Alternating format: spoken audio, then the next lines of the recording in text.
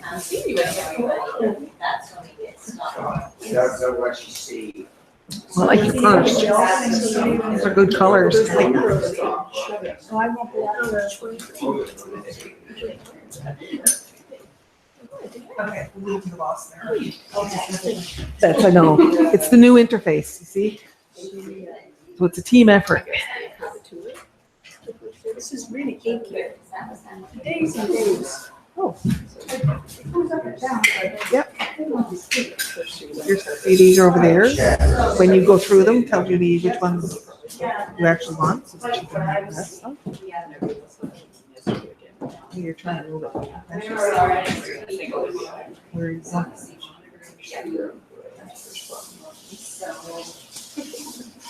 Did what I said make sense to you about the requirements? Yeah, except I don't want to really. That would be why it's 8. Okay. So, yeah. It's funny because visual, and I didn't get this one before. The visual I get now is like it's like a key. You know how you do wind-up dogs? You know how you do wind-up dogs? You wind them up and they go. And so it wasn't so much about the unlock as it is about going or not going. So it's you're wanting to wind it, and it's not. So it's like, well, it's do you want to go or not? Right? You have to let go in order to go. And so you say, well, okay, I don't want to know what these unusual ones are. And right? Yeah. The thing is, if it comes from love, love, always, because it'll be whatever it is that they need, whatever that means to them. So you can't define perfect for them; they have to do that.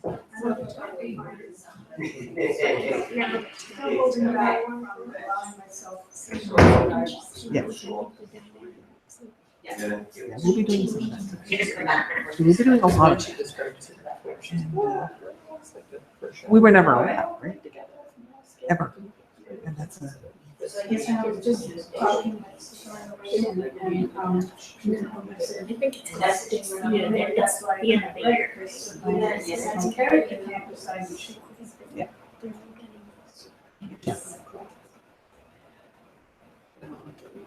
One way to get movement if you're frozen like that is to say, okay, I don't have to know what I want forever. I just need to know what I want today. Because bottom line, you can't know what you want forever. It's in the moment, right? So it's allowing yourself to say, well, what do I want right now? You know, what do I want for today?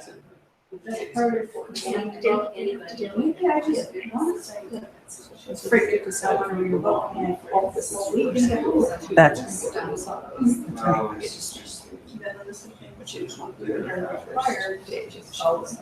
Did enjoy this. oh yeah. I got to tell you, I'm going to be taking down websites. I'm going to be taking down the store, which contains 20 years of work. You know, like this is all very interesting. It won't be available. Right? And so this is all, I will be moving the library, and as far as I know, I'm moving the library and some of the blog, because the stuff that refers to workshops and stuff will make sense. Right?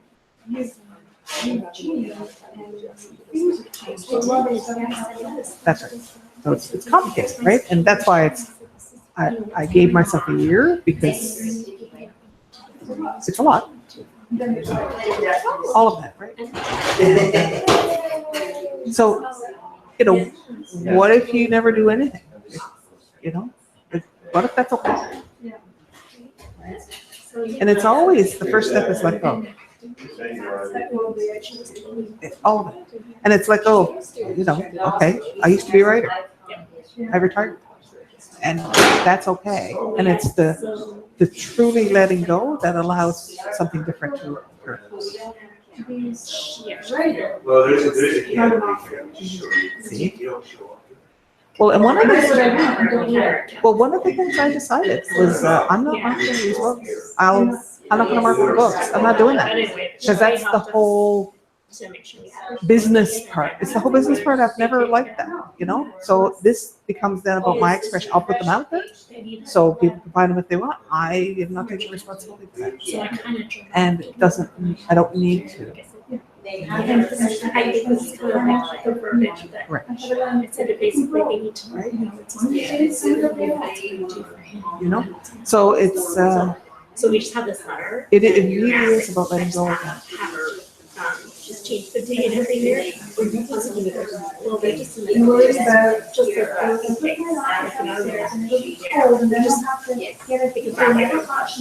because of delays or You know? Don't need to do. yeah, so we did, and I think, we had to do, the paper. On there.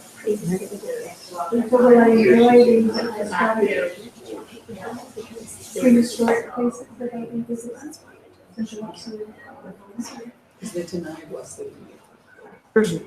of cool, interesting stuff there. There's lots of.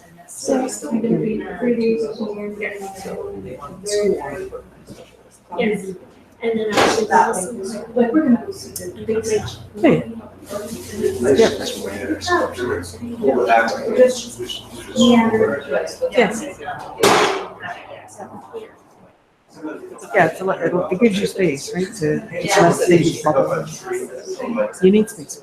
Okay, yeah, as long as it has to be, it has to be, or a psychologist or a physician. So, It's a very good idea. Yeah, see, so those are. I do want a psychologist. She's like, You're gone. I am. our psychologist. Yeah, just Yeah, so, this is something new this time. And good, I'm good. her knowing whatever.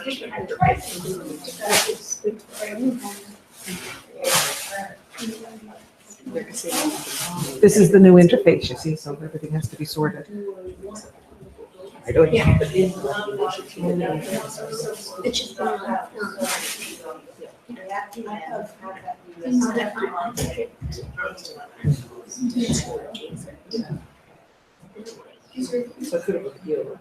They're in a plastic bag. Go. Is that them? No, no, that's, no, yep, yep. So go left. well, it depends. See the Ziploc bag? Go left, go left, there. There's a note, if you turn it over, there's a note. Oh, yes. Yes, Yes, correct. yes. Okay, there's lots of reasons and they're always distinct. And even, They're very distinct. yeah, it's not one, you know, and that's, I mean, there's books out there that say, if you have this, then it means this. And like, people really don't obey those rules. And if you go online, it tells you that they're gonna do surgery to remove it, right? You go to Western place, right? Right. So it's like, and it's just odd. She has the same thing. Right? So for Kara, she knows me.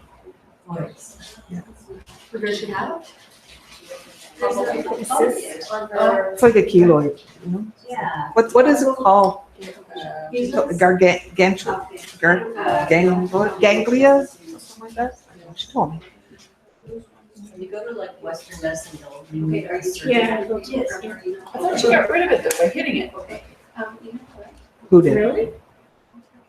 Margot. She hit it. Oh, okay. It went away for a while, And it comes back. I know. for a different reason, though. I You know. know, it's a, It comes back for different reasons. well, because you're different, right? It can be convenient if you pick something that's basically harmless. You know, it's not bothering you and it becomes your like, oh, it's a memo, oh, something's, you know, as opposed to being in pain or something. Yeah, that's right. Well, she was really embarrassed because kids were noticing it. Actually.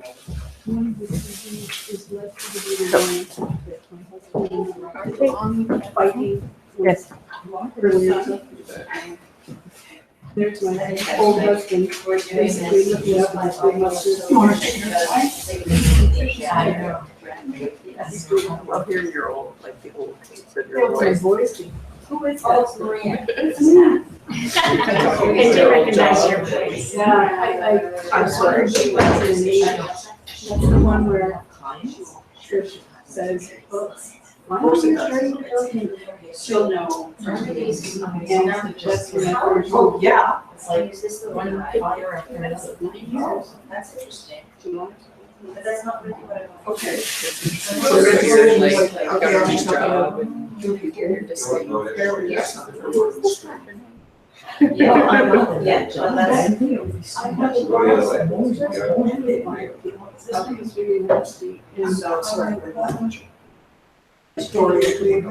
know what? You know what? I'm upset because they're not really sure how it was, and it's not like it's okay. And within the strategic, they were done, so. Right? This is what.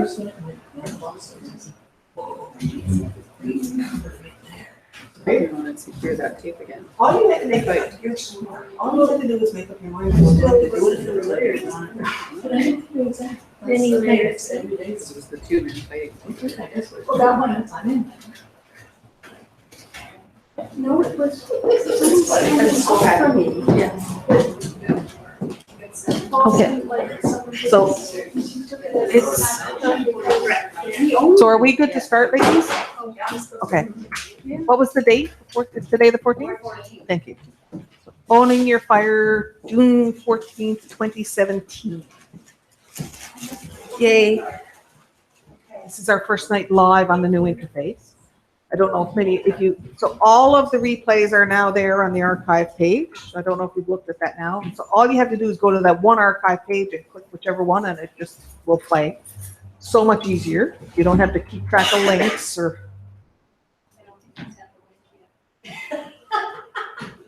So if they use the link that was in the go test it out, they must have the link because people are here.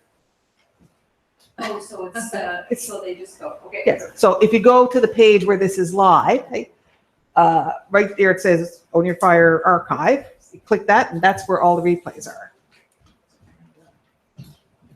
So it's so much easier. So you don't have to figure out where things are. You don't have to keep track of all these different links. And I think Judy would get at least 3 emails a month saying, "Could you send me the link for this one?" I can't find it. I tried. Just, right. So now one place. Everything's in one place. Perfect. I think it's better. And then so in January, if people come back in January, we'll be going all remote, and so there will be in fact video because Can we we're speak? in January. Pardon? Can we speak? Nope. What? Yeah, it's still chat. Still chat to ask questions. It is possible, as we get used to that new interface, it's possible that if you decide, I want to ask a question, I can actually bring you in the room and let you ask the question. I don't know yet if that will give us a smooth flow, right? Because there's bring me in the room. So then I bring you, okay, so now I ask you a question. So then, basically then I have to boot you back out of the room. And there's a lot, there's a lot You going have on. the conch for this minute. Right? That's exactly what it is. You have the speaking stick.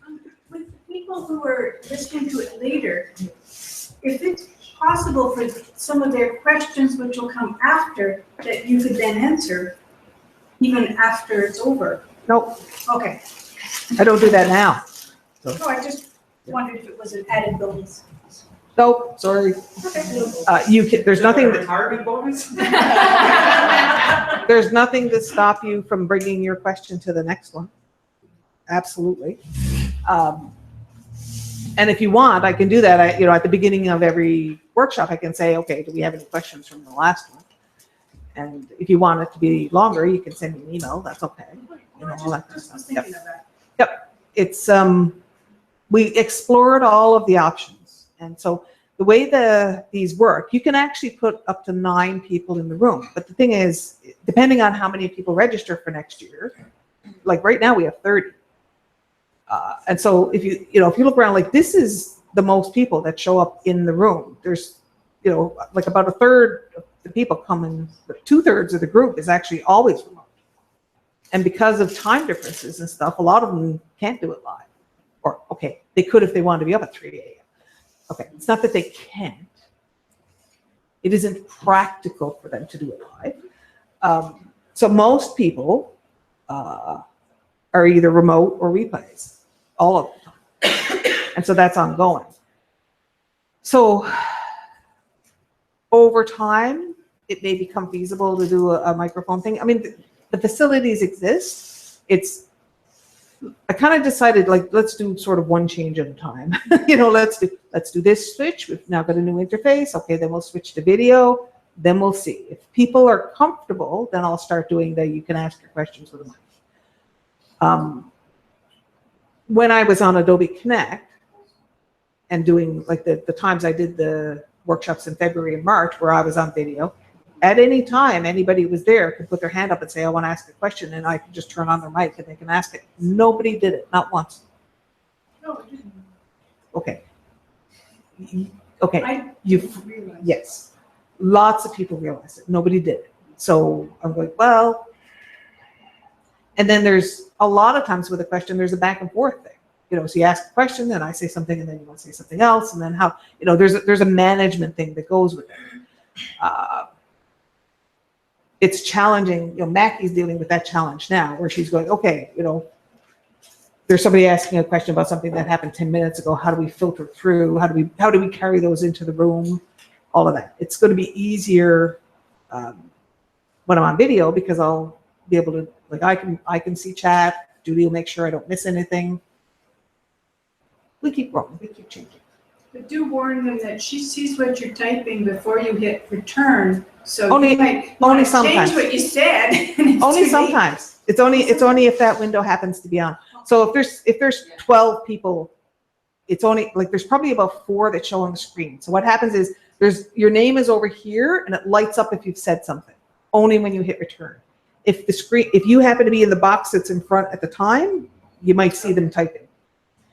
Right? This is on the YouTube platform? It's Google Meet. Huh? This is Google Meet, the new platform, Oh, the new it's not remote on attendant. It is. Okay, so it's on YouTube, but it's not hosted. So what happens is it's on Google Meet is the platform we're doing the remote attendance. Then it's recorded on YouTube. It's a private, like other people can't see it. So it's an unlisted recording. That's what we're doing on Tuesday.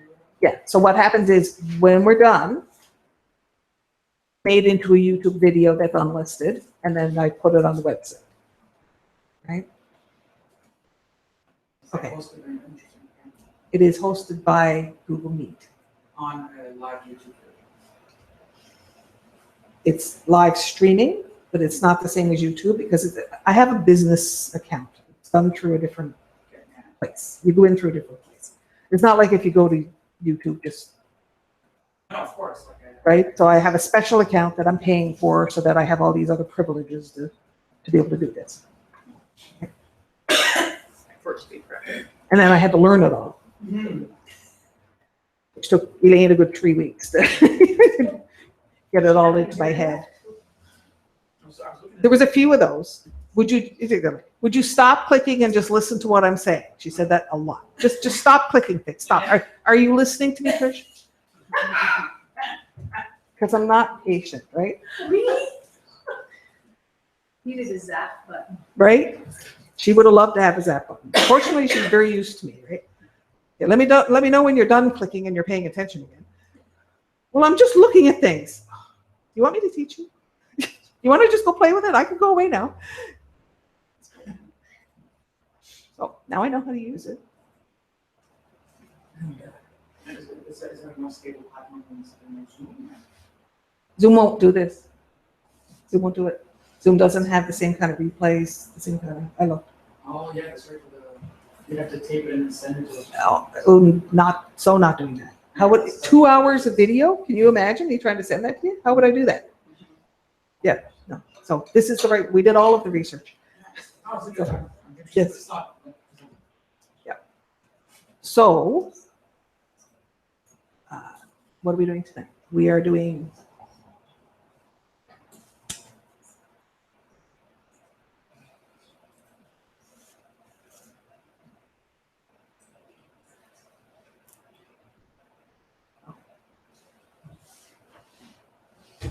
Sorry, I have to find all the lines of where everybody is. And I was distracted. Okay. So I was doing some work, and I ended up wandering through all this child stuff. And what I found, we've done a lot of things about, children do conform, and they do conform because they're dependent. Back of it. Or turn it off. I can turn it off. Okay. I don't. There's a button on the top there. Yep. There you go. We did shut the windows because the traffic makes a lot of noise. So we've done a lot of work around the, you have child selves, and because they're a dependent when they're a child, they do conform. So we've done a lot of work about basically giving the child permission to be true to themselves and stuff like that. And it's interesting because when I find pieces like this where we've done a lot of work before, it's always part of it is to say, well, why is this showing up? What's the piece that we haven't gotten with this one that I'm finding again? The piece was that there's the child, doing conform because they're a dependent, and by default, because they're in conform, they cannot feel safe. Does that make sense? They're in a conform, they can't feel safe. So because conform is a threat reaction, okay? By default, it means they feel that who they are is not acceptable. They have to be whatever the requirements of the tribe are. So they can't feel safe because they have to meet the requirements because they're independent. They're trying to not get kicked out of the cave, okay? Well, here's the bit that I hadn't looked at before, is that means that the child establishes a comfort zone in feeling unsafe. It actually becomes their normal. It becomes the thing that they then say, oh, this is how you survive, is by feeling unsafe, and therefore you will recreate them. Yes? That means it's all the time then. Yeah. It's not just one. No. And it's also, we might not know what feeling safe is. Yeah. So, I mean,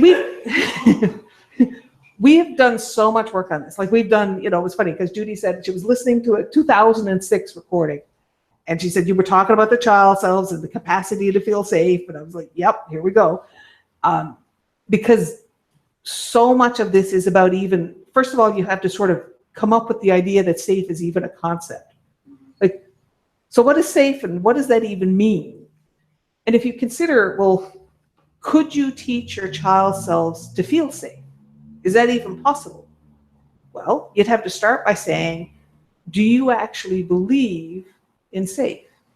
So you live in a world with, pollution and, toxins and of all different kinds, and, Trump and terrorists and, all the things that could go wrong. Well, then how could you, living in that world with all of those threats, how could you then turn around and go to the child inside you and say, oh, no, it's fine, it's good, it's all wonderful, lovely, sing kumbaya, it's great, right? Because you don't even believe it. You don't believe it. And, I remember years ago, I had all of these allergies. I had a ton of allergies. And so I spent one whole summer getting rid of allergies. And that was great because it meant that I could actually walk into a house where there was a cat without having my lungs collapse. It was terrific. I could eat all sorts of things I couldn't eat before. But one of the things that I was allergic to was were formaldehyde and phenol. So they're in a lot of cleaning products, like Windex, right? And I wouldn't do it because they're both toxic. So what am I going to do? Say, oh no, it's okay for you to treat this like a safe thing? That doesn't make sense. It doesn't make sense to try and teach my body to treat formaldehyde, which is deathly poison, as a safe thing. Why would I do that? So, I'm still going to have a reaction if there's Windex around. I consider that appropriate because it's like people are spraying poison. My body, it's appropriate for my body to have a problem with that. Right? So women during pregnancy taste things and smell things differently to protect their offspring. Why are we not doing that anyway? because you'll do things to protect your offspring that you won't do for yourself, right? Because the tribe says it's okay. Right? Well, the tribe requires you to not take care of yourself. And so this is the challenge we're up against, because we have this really fundamental programming that says unsafe is the right state. That's the way it's supposed to be, because that's part of being in the tribe. And so it's about allowing yourself to make a transition to say, it's okay for me. I don't have to feel unsafe to have connections, to have human connections. I don't have to do that. So now we go back to, well, wait a minute. If I live in a world with all of these threats that are actual threats, then what do I do? Say, well, okay, so there could be a nuclear bomb, or, you could be eating food sprayed with pesticides or whatever, but it's okay, you're still safe. Well, that's not going to wash. You don't believe what you're saying. Okay. So then you have to take a step back and say, well, wait a minute.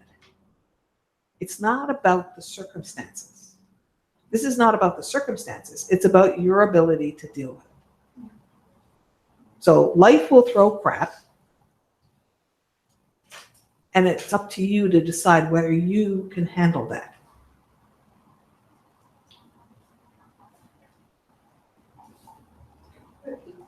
Yep. So the capacity to have safe be possible isn't about circumstances. So, and people get confused about this, because they think, if I learn how to be safe, I'll never have a flat tire. Nothing bad will ever happen. Well, that's just not true. And it's not true in the same way, the idea of inner peace. Inner peace doesn't mean there's no shit in your life. Inner peace means when there's shit in your life, you'll deal. You'll deal.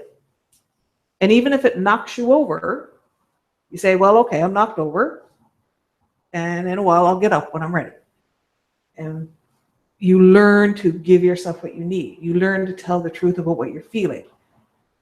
You learn to have self-worth, to say, I'm worth knowing what I'm feeling. I'm worth giving myself comfort. I'm worth saying, well, what do I need? And Tony was saying, when women are pregnant, they will smell things differently to protect the baby. Well, that's what you learn. You learn to recognize that something is, in fact, a threat. This is, in fact, a problem here. I do, in fact, have a problem. What's going on? What do I need? What will I do? So it's the capacity for safety is actually about your capacity to take care of you. Yes. So the safe is inside you, because if you are comfortable with yourself and that you will deal with whatever happens, then that is the safe. Not that things won't happen, Yes. but that you will deal with it, and that is your safety. Yes. You're your own safety net. Yes. That's it, exactly. And that's why it's about self-worth, because it comes down to, am I worth protecting? And you know what I said when we were coming in here about Leon in Las Vegas, and how I would just dance down the street and feel wonderful? I was with the 6'3" tall Texan who had lots of money, and I was safe. Right. That was the first time. I now know what safe feels like. Yeah. And I can then use that to go and get that feeling And practice. and use that. And when you do that, when you take a feeling and you tune yourself to that feeling, what you do is you teach your body to feel it, and you teach the universe to bring it to you. Because you're the one who basically, your vibe attracts all sorts of things. And it's the more you program, it's like practicing happiness. If you want to manifest something, then you feel it. Feel it. And that becomes the magnet. Emotion is the magnet for manifesting. Right? You want more happy? Practice feeling happy. Right? It's about practicing the feeling. And you build your physical capacity to feel it. by building those receptors. You build neural pathways that allow you to have it, right? You said what emotion is? The magnet for manifesting.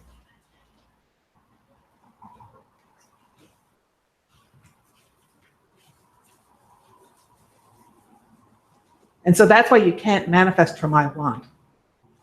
You can't manifest from I want because want is already true. Right? Already true. You already want it. It's already true. You can't bring it into being from there. Right? So you have to practice feeling what it would be like if you had it. And what you're doing, it's like tuning a guitar. You put yourself in a state of feeling it, and then it comes into being. Right? It's when people say, "Oh, if you're afraid, you'll manifest fear stuff." It's not quite that, right? It isn't that you'll because they'll say, "Oh, if you're afraid of something, that's what you'll bring into being." No, that's not it. It's the emotion will call something to you. So if you're feeling a lot of fear, then things will appear in your life to be afraid of. Yes, if you're feeling a lot of worry, then you'll create situations to be worried about because it's self-perpetuating, right? What you're feeling is the magnet. So it sounds weird to say, well, basically take 30 seconds. And I find it's better to do small amounts more often. Because if you try to, okay, I'm going to put myself in a state of happy. I'm going to remember a time I was happy. I'm going to practice feeling that. If you try and hold it for more than seconds, you start thinking about your laundry, or you wander off, or you feel silly, or so it's better to do short intervals, and because it's a muscle, and you build your stamina for it. You build your ability for it, right? So if we go back to that little kid, so the little kid is surrounded by requirements from all the people around them. There's requirements. And I mean, even the best parents in the world are still going to come at you with their shit, if they think, well, in order for my child to be successful, they need to be, I don't know, organized. Then you're going to end up being taught to be organized, right? So there's, even a good parent is going to have this impact on the child, because the only way to not do this is to be willing to discover the child. And that's not how people tend to interact, right? Because it's kind of like waiting to see, okay, who's this going to be, right? It's automatic to want to teach them. And I mean, it isn't wrong to teach a kid stuff. The challenge we have is that because, if you're a parent, you're raised to conform, so you teach from that conform, right? That's why when they get to high school, now they have to figure out what they want to do. Yes. They can't. That's right. They struggle. Yes. They have no idea. No idea. Right? So, and part of that is, it's a lot of, they'll get into high school and they start doing, it's like they'll try on different lifestyles like shirts. So like they'll do the goth thing for a while, and they'll do the preppy thing for a while. And, so they're exploring and they're trying these kind of lifestyles on, like you try on a shirt to see, well, what does that feel like? And, does that work for me? And some of it is breakaway stuff. Yeah, some of it is rebelling. And it's breakaway. It's like, well, okay, if I've grown up like this, then I want to try this thing over here just to see what different is like. And they need that. They need that exploration. They need that. It's like tasting things to see if they like it. Not just teens, anyone who hasn't been able to explore those other things. Well, and a lot of what a midlife crisis is somebody who's never done that. Or late life. They've sort of gone through all the normal. They've gone. They grew up and they went to school and they did this. They got a job and They conformed. They did all the 2.5 kids and a dog, and then they reach a point where it's like, well, okay, now I've done all the things. Now what? And they look around and go, I'm not happy. And if they can do their exploration without going into destruct, if they can do it without withdrawal, it's just a phone ringing.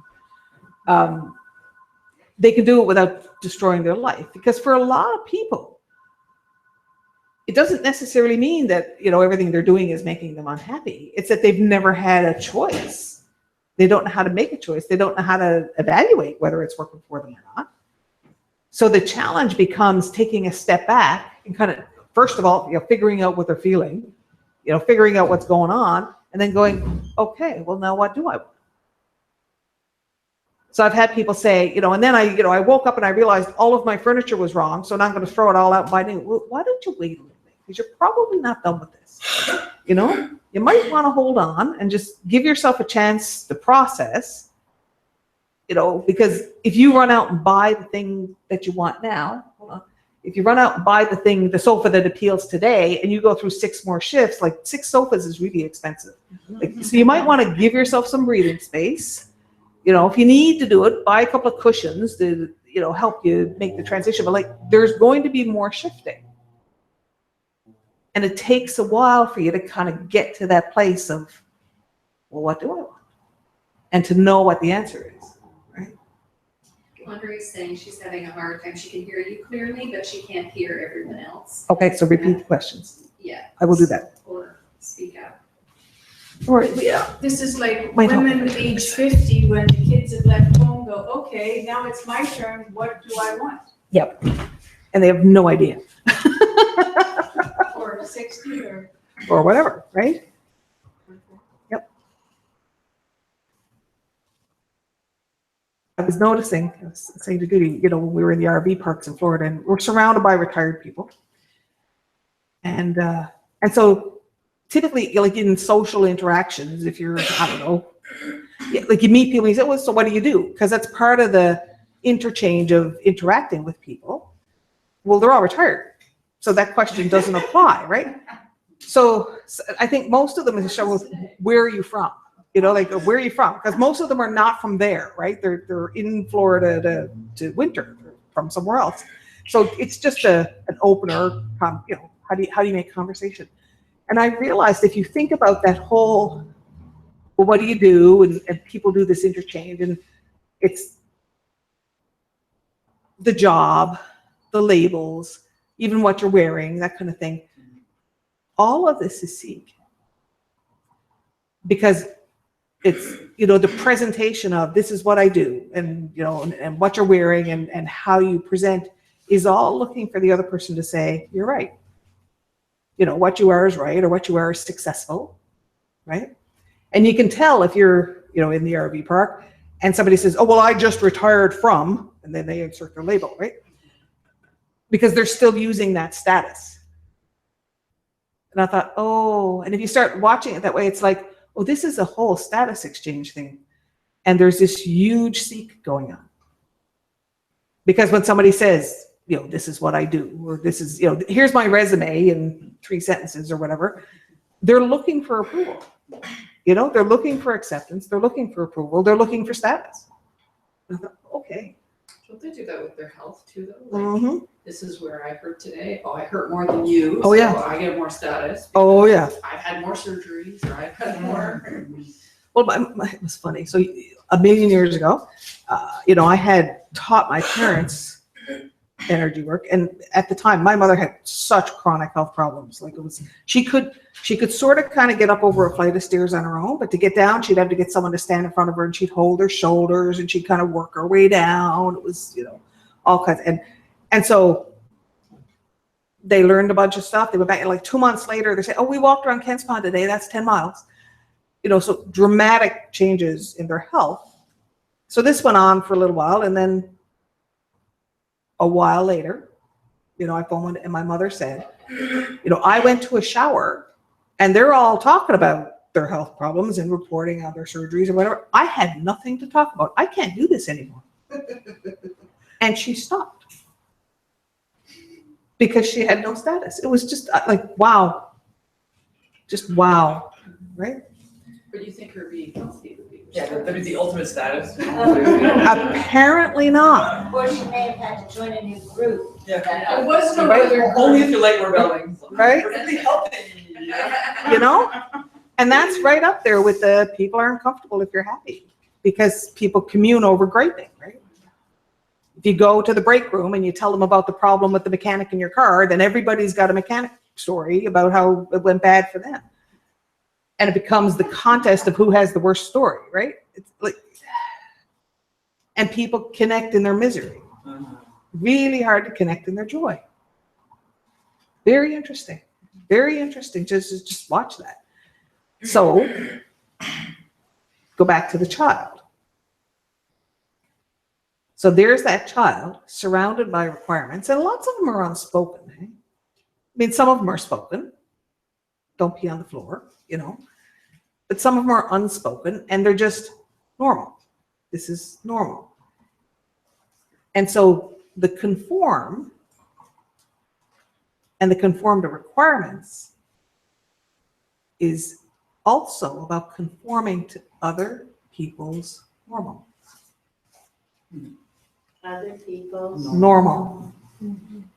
Other people's normal. So we've done lots of work around, you know, allowing ourselves to recognize requirements as information without conforming to them.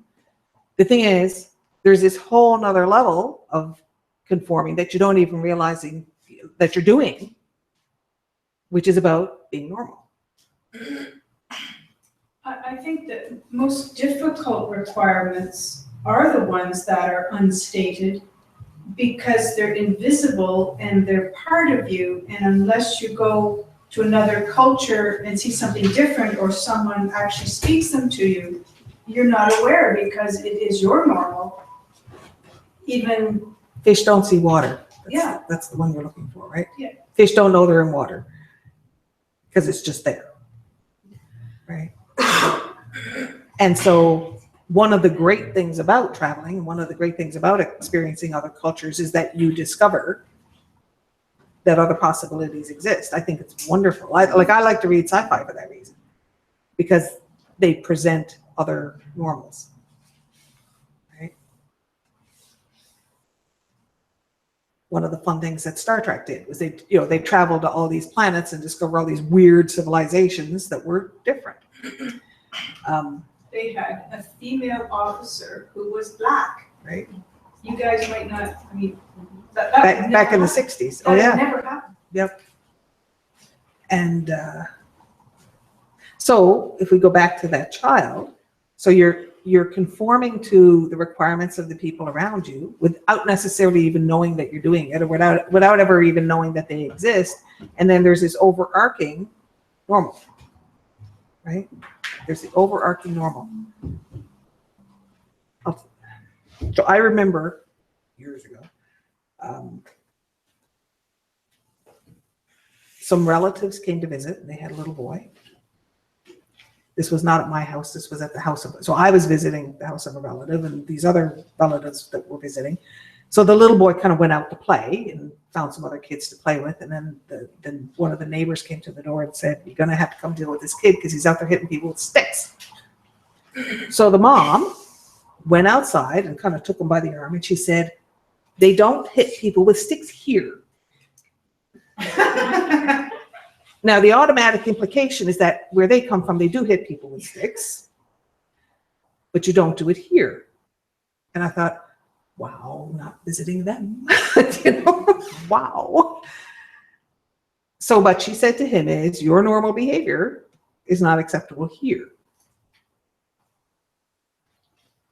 Talk about visiting different, you know. It's okay to hit it. Right? And they were just from a different neighborhood. Wow, right? For a lot of kids, their first experience of another idea of normal is when they go to school, right? Because they've been raised in a nuclear environment. They may or may not have exposure to extended family and other ideas, but their first idea of a definition of normal that's different than their parents is when they go to school, right?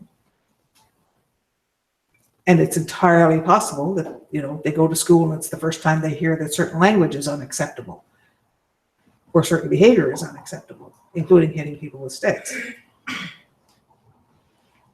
Wow.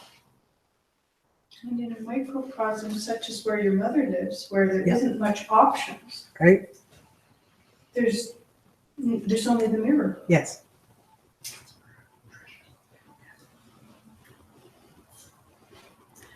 So let's start by, ball of light,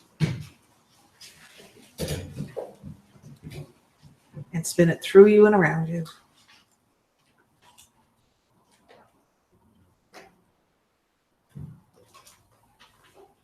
And think about, you've got all these younger cells,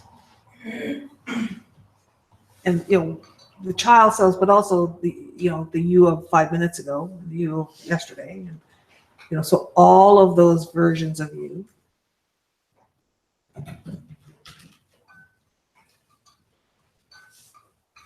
Who've been taught to conform to other people's normal.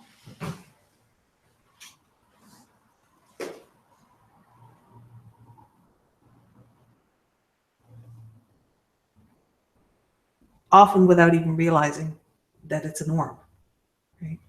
Unless you have a contrast, as Margot said with travel or something, unless you have a contrast, how would you know it was a norm? How would you know another option existed? Right?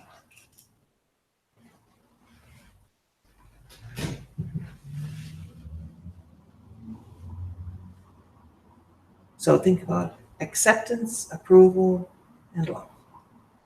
And just spinning that through you and around you and through all of those versions of you.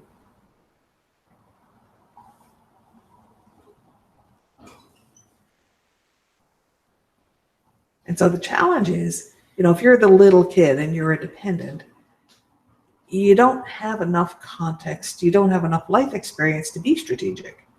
All you've got is what's in front of you and the reaction that comes with it.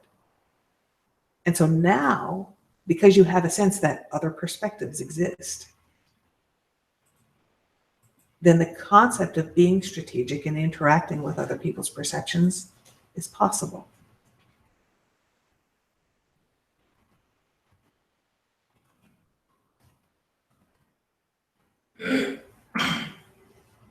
And so you can understand that this child can have different ideas and different thoughts and even emotions that wouldn't be acceptable, and then choose how to interact.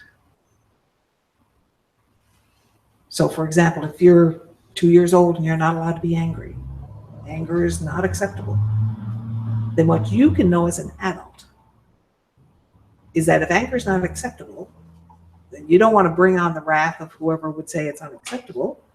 So if you're angry, you can contain that until you get private, and then you can vent. You can protect yourself from confronting the requirements of the people in authority because you're a child and you're independent.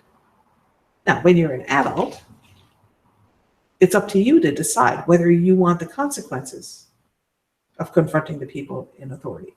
So for example, if your boss really pisses you off and you want to punch him in the face, you're an adult, and it's up to you to decide if you want the consequences of punching your boss in the face. It may be that even as an adult, you decide that if you're really angry, you might want to contain it until you have privacy and then you can vent.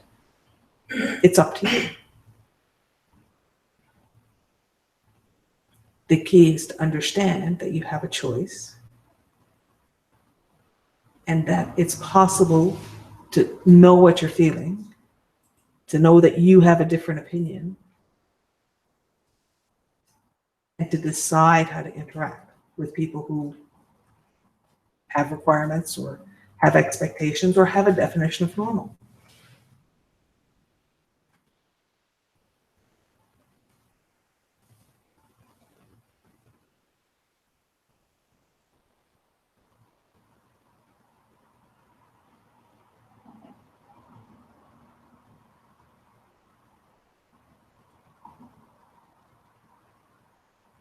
I was joking with Judy. I was saying, if you're in the, if you're at the RV park in Florida and you're in the hot tub and, the retired people are sitting around talking about the quilt that they were making this morning, I'm probably not going to say, well, I was communing with the universal consciousness and sending out my, my unlimited love, because I'll get flake, stamped across my forehead. I don't need that. And, there's a whole lot of me that goes, it's none of their business. It's a choice. You have a choice about how you interact with people. If you're stuck in seek, if you're looking for people to give you approval, then you're going to trip over your own feet, basically causing people to give you a negative reaction, because you being in seek is automatically a threat, so you're automatically going to get a negative reaction. So this becomes about your ability to give yourself acceptance, approval, and love, so that that child inside you who's still hoping that somebody is going to love them for who they are, that child is going to trip. So the child needs to feel safe with your love so that they can be in that place of strategy. Okay. Question? And if you are like that, you're a threat to the others. It's automatic. If you're in seek, you're a threat. They perceive you as a If you're not threat. in seek, you're a threat to those who are, because you are different. Well, it depends on how you respond to them. So you choose to respond in a way that it hides that you're different. They don't ever have to know. So if they're in seek with you, if somebody is in seek with you, they're already in a fear state. So if you give them approval, Okay. then they're going to be comforted by that. All right. Now here's where it gets funny. That doesn't mean you have to say that you like something you don't. Right. I mean, we're back to strategy. You can take there's always something nice you can say, right? You can take that angle, or you can just, refrain from commenting on whatever it is that they're spouting, right? And, I remember at one point in the pool, people were in the pool and a bunch of them were talking about, they'd been to church that morning and they were really excited about whatever the minister was talking about. And, and somebody, like I got in the pool, and so they sort of automatically turn to you, and I heard their conversation. I said, "Oh, you had a good time at church?" "Yes, we did. Good. I'm done. I don't have to interact any other way." Right? Very safe. I don't need to confront that. I don't need to, right?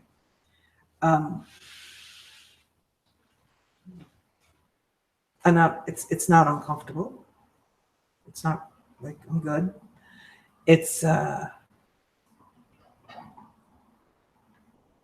It's about, I don't have to prove anything, so I don't have to call them wrong. There's no reason to do that.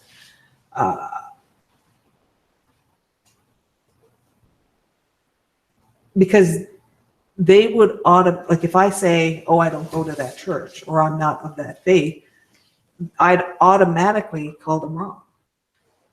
Why would I do that? There's no point. Like, it doesn't, and there's no need. I don't have any urge to do that. So there's remember the skateboard story? And I'll do it again. So when we first moved to Stittsville, the kids went off to the new school, and Nicholas came home and I said, "Oh, how was your day?" And he said, "Oh, basically life is over. My life is terrible. Every kid in my class is into skateboards and I'm not. So, it's all over." And I said, "Okay, well," he was, I don't know, what's grade 7? He was like 11 or 10 or something like that. I said, I promise you that there are boys in your class who play video games.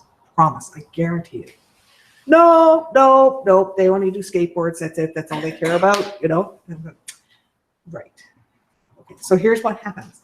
If you're meeting some guy and he says, "I'm into skateboards," and you say, "I don't like skateboards," you're done. Because he doesn't hear you say, "I like skateboards." What he hears you say is, "I don't like you." Mm-hmm. If he says, "I like skateboards," and you say, "I don't," he hears, "I don't like you." Okay? So if you let the conversation continue, if you say, "Great, what kind of skateboard have you got?" and let that happen, and then say, "All right, I like this video game," because you haven't stopped it in its tracks, you haven't rejected him, then you get to the point where he tells you he's got 12 of the video games that you do. It's going to happen. If you stop it by saying, "I don't like skateboards," he's going to feel rejected. Can't go anywhere positive. allow it to progress. So here's the thing. When you're a little kid, you don't know that stuff. You don't know that stuff, right? And so automatically, you end up in confrontations you had no idea that were a confrontation, right? Somebody says, what's your favorite color? And you go, I don't know, blue. You know, you say blue. Well, my favorite color is red. I don't like you. You know, like, boom, done. And you had no idea. Like, and then you're going to feel sandbagged because you had no idea it was a test. You know, like, right? What? I didn't know it was the people who like red club. You didn't even see it coming. You have no idea. And so many times, that first couple of lines of interaction is a test to see if you're in their club. And you had no idea because you're this little kid who has no idea. So when they say whatever they say, look, I have new shoes or something, you know, right? It would be as simple as you could be going to kindergarten and the first kid could come up to you and say, look, I have new shoes. And if you said, yes, I have new shoes too, you're done. Because they just presented their status and you squashed it. And you had no idea, right? So they could go, oh, look, we're in the new shoes club. They could do that. Or they could say, I was proud of my new shoes and now you broke that because you got new shoes too. So now what have I got to be proud about? Like, you have no idea what they're going to do. Not just in kindergarten, it still happens because if you're not aware of the rules. Yes. And the fun part of that, Margot, is that depending on what you were taught to conform to, okay, unless you've learned the strategy, you're still going to produce the same dynamic pattern that you had when you were a child. So if what was imprinted for you was that if somebody presents something to you, then what you're going to get next is negative, then you'll say something to get the negative thing. Doesn't matter what they need. You're going to do it because that's your pattern.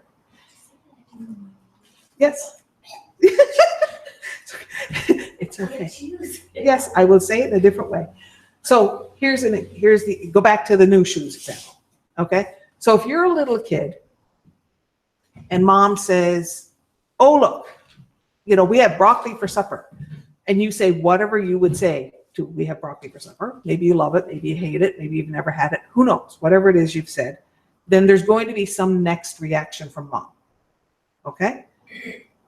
And now your pattern is established. So say mom says, we have broccoli for supper. And you say, I hate broccoli. And your mother says, you're going to eat it, you know, or you're going to die, whatever. Okay. You now have a pattern that says, if you express an opinion, you get punished. So here's what's going to happen. When you go to school, the kid says, oh, look, I have new shoes. And you say, I don't know, you might say, oh, they're pretty because they're pink. Then she'll probably hit you on the head with a stick. Because your pattern says you have to get punished for expressing an opinion. Okay? Now, let's go back and play it a different way. Mom says, oh, we have broccoli for supper. And you say, oh, I love broccoli. And mom says, what a good girl you are. That's seeking information.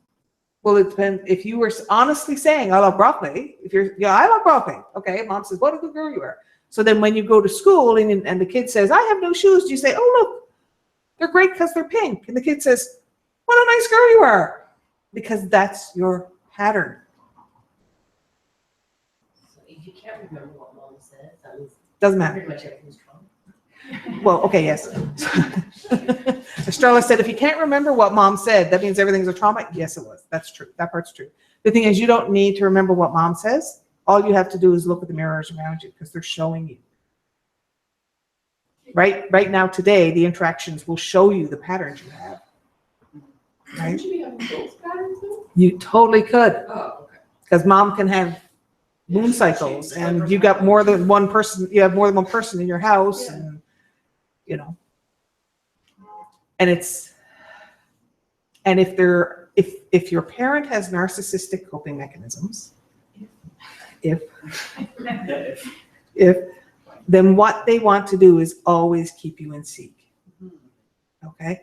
Now, it's not like they sit around saying, how can I keep my child in seek? Like, this is just how they respond. This is their I'm not pattern. so sure about that. It's the inner queen. Tell me, mirror, how do I do that? Because what happens when they have a narcissistic coping mechanism, they always want to keep you at seek so you can never succeed. So if today you love broccoli and it's good, then tomorrow if you love broccoli, it'll be bad. And it becomes random because you don't know how to succeed. And that's the green box stuff, right? If you have the green box trauma. So green box trauma is, they say, bring me a green box. You bring them a green box and they say either, well, that's the green box, but you did it wrong. Or that's the wrong green box. Or I said red box, what's wrong with you? Like, basically what happens is they teach you to not trust your own judgment. So then you always seek outside yourself for approval because you don't know how to call yourself right. Okay. Pay attention to all of those child selves, all of those younger selves, and that light that's spinning through you and around you. And the key is to soak them in approval. Soak them in the love. Because you're in a position now that you didn't have when you were a child. When you were a child, you were dependent and you couldn't be strategic. So now you have a different opportunity. It allows you to be able to take a step back and say, how do I choose to interact with this? How do I choose to interact with this?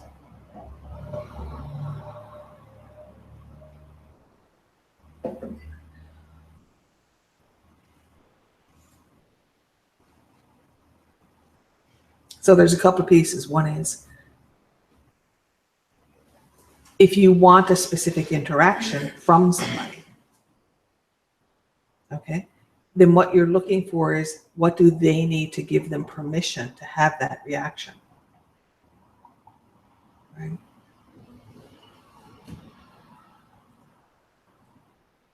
The easiest joke example I have of that is the person who has people over for dinner and says, we have chocolate cake for dessert, but it's the kind with no calories.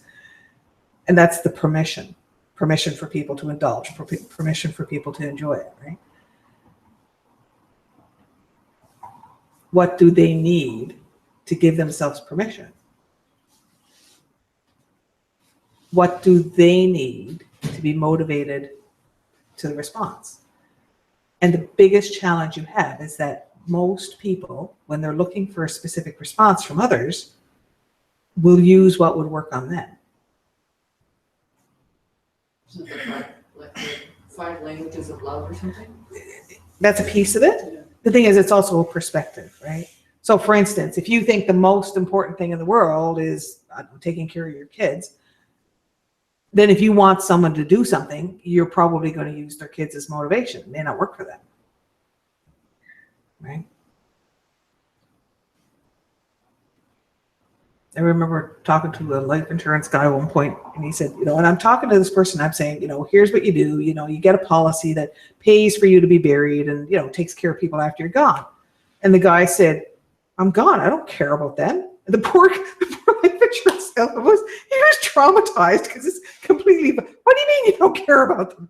They're your family. How can you not care? And he didn't know what to do. It completely messed up his head, right? I'm gone. I don't care. And it's okay for him to say, well, I'm only going to work with people who have the values I have. All right, fine. That makes it easier for you. It's challenging because you're always going to encounter people who don't have your values. So it's understanding that if you want a specific result, it's about understanding what would get them to do it as opposed to what would get you to do it. Right?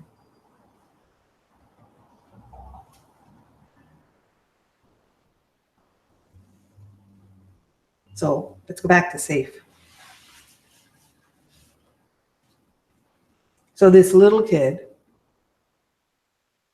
who's in conform is automatically feeling unsafe because they believe they have to be in conform, which is also a threat reaction, you know, and conform requires them to be what is wanted as opposed to being themselves. So automatically they don't feel like they're okay.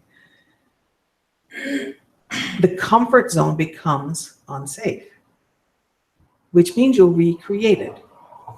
Now there's really easy ways to recreate feeling unsafe or money problems, conflicts, you know, trouble with your family, you know, that kind of stuff.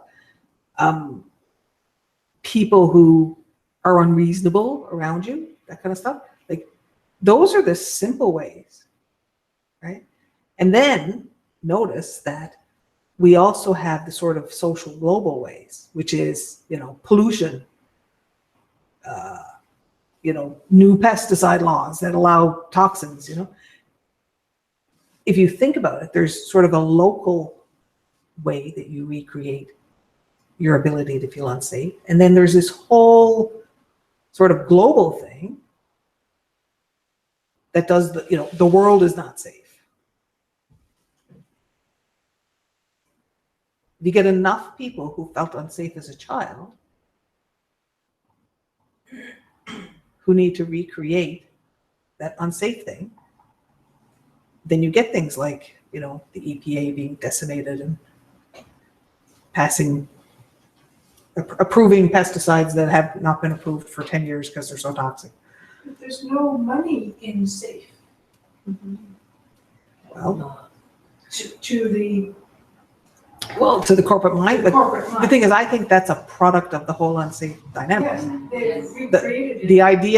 The idea that people make choices based on the profit of corporations instead of the welfare of people is in fact one of these. It is a symptom of people recreating unsafe. Is it a Polish split too? Yes. It's like either I have money or I have, you know, safety or whatever, well-being, or that is almost like a weird. Yeah.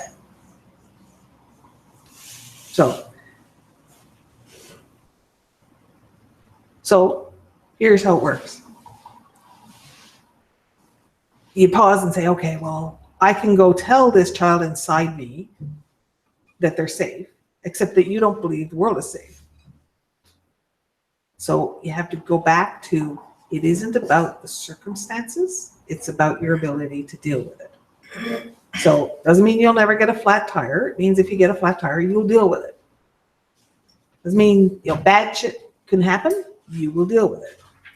And then you go, okay, so I can go tell my child self that, you know, if shit happens, I'll deal with it. I'm the adult.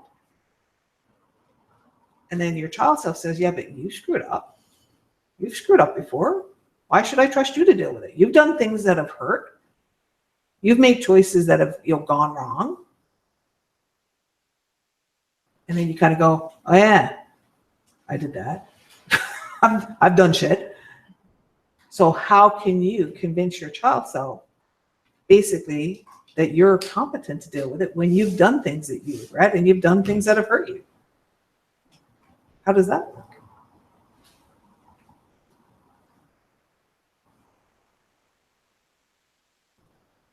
And the answer to that is self-respect. Respect is every choice is right, regardless of the outcome. And we have a really hard time with that because we like to call any choice we made that hurt us wrong. We like to say, oh, that hurt me, therefore it must have been a wrong choice. Or that, you know, that caused me some kind of pain, so it must have been a wrong choice. And it's a challenge to go back and look at the place where you made the choice and go, it was the right choice at the time. And I don't mean I don't mean it was the right choice because that's all I knew at the time. I mean, it was right. It was a right expression of you. And so lots of times you might make a choice and think, even at the time, think, I'm not happy with this choice. The thing is, that means that you're conflicted about it. It means that you haven't resolved the conflicts in your values. So every time you think, well, you know, I've made mistakes, or I've done things that caused me to be hurt, or I've, you know, what, like, why would I trust me to take care of this child's self when, like, I've tripped over? That means that you have places to go back to resolve the conflict, to get to the place where you understand why it was the right choice. And it wasn't the right choice because it was all you knew. It was the right choice.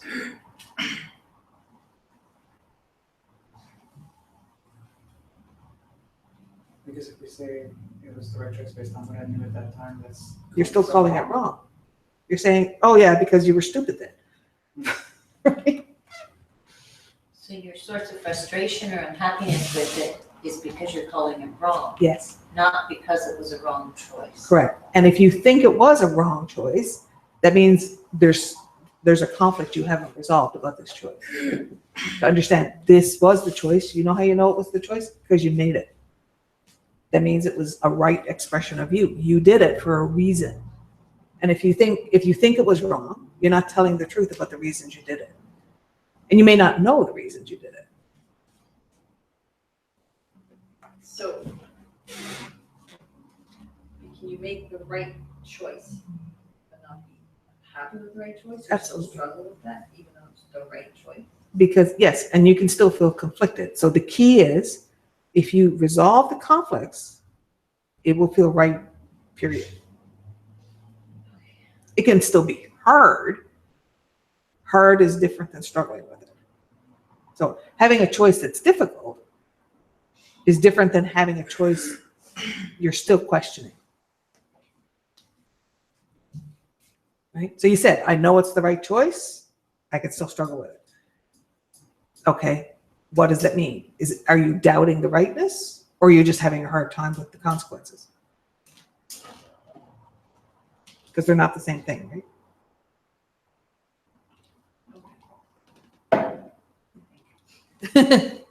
Right?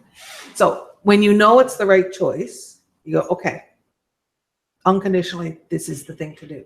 That will still have consequences. And that's the price of the choice. Every choice has a price.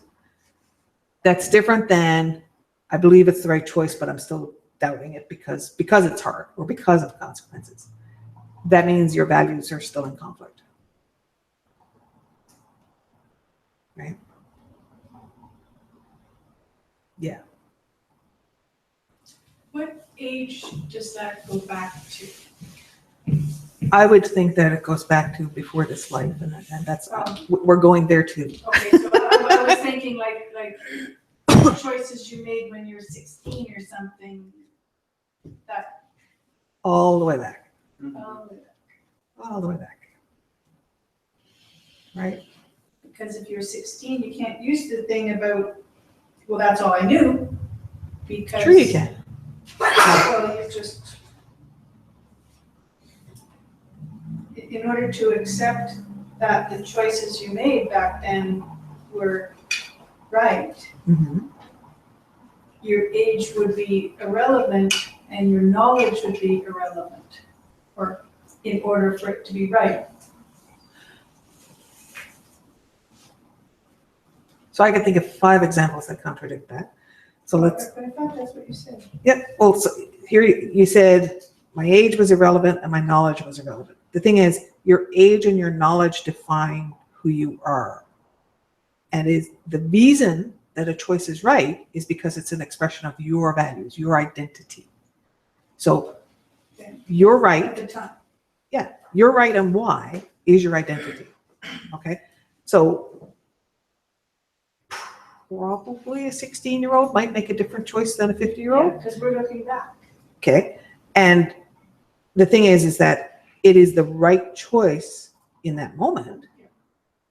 It doesn't mean it's the same choice you would make today. That's what I meant, that the age and experience is irrelevant, because Correct. in that moment, This is what it is. And so what I'm talking about is understanding what were the values, what were the motivations that were true then. That's why you made the choice. Let's say an abusive relationship. Yep.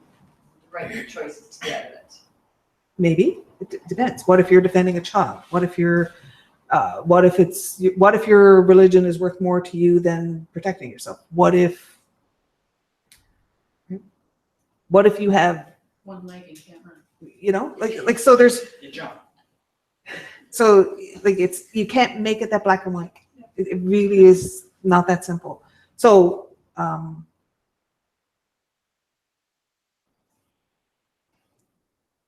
everybody has to define their own right.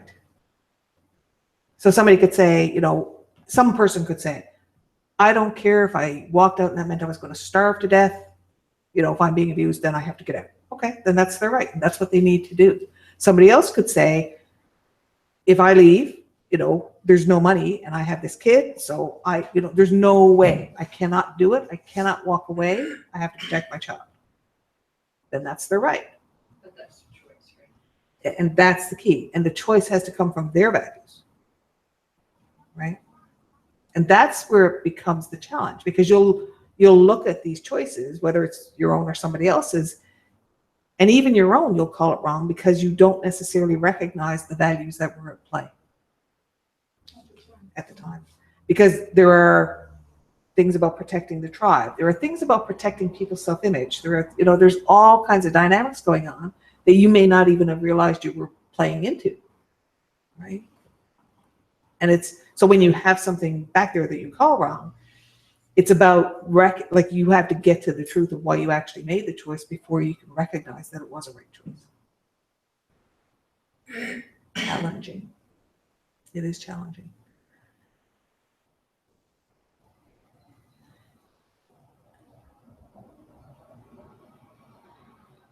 So if you consider this child, I mean, the child just simply doesn't have the perspective or the experience, right?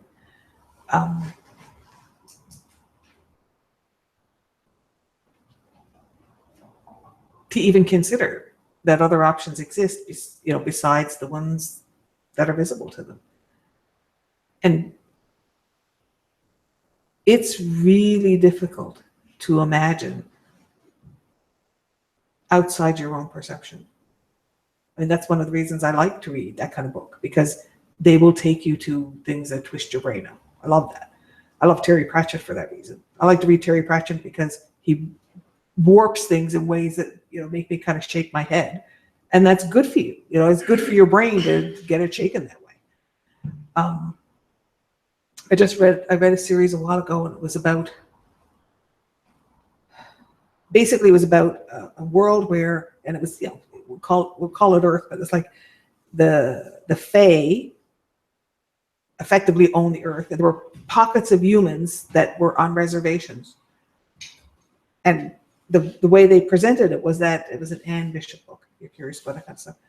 Every now and again, there'd be enough humans so that they'd start to get uppity and decide that they should be able to expand their territory and have things that, you know, they weren't, quote, allowed to have. And inevitably, you know, this would result in the detriment of the humans and probably the decimation of the population. And every time it happened, which was kind of cyclical, the Fae would kind of have a meeting and decide if this was the time they were going to wipe them all out. Like, I'm tired of this. Why do we even put up with these guys? Very different perspective, you know, and just really a different way of looking at it. And that's the thing I like about it, is that different way of looking at it, right? Because it allows your mind to go places you wouldn't go. And there are writers who are very good at that. Anne Bishop is one of them. And she's got a couple of series that are kind of mind-bending. Stretching. Yeah. Yeah, it's stretching, you know, it breaks things, it breaks your normal. It breaks your normal. And there's one scene, so there's sort of if you call it like the office of the Fae, where people interact with things if they want to deal with stuff. And there's werewolves there. And so one guy's riding along on his bicycle, and the werewolves see him, and this is, you know, and they're going, oh, he wants to play chase. This will be fun. So they all chase him. Well, the poor guy thinks they're going to kill him. They think they're playing a game, you know, right? And so it's and it's the sheer disparity in the two perceptions of what's going on. right?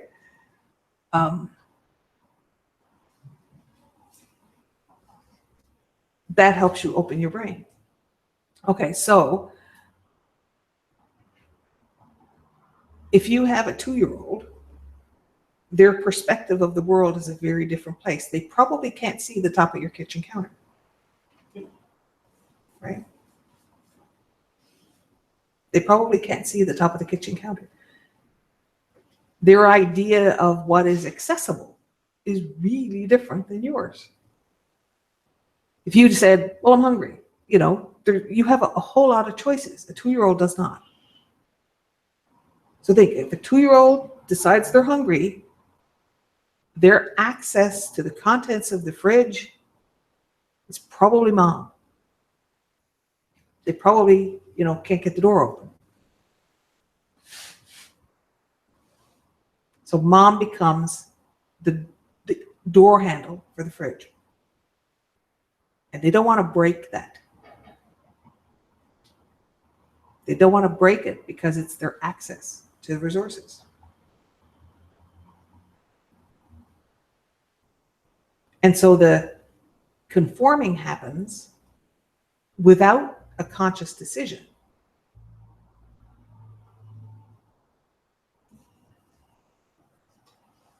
If you think of, how animals act, because 2-year-olds are right there in terms of brain development, they're right there with animals.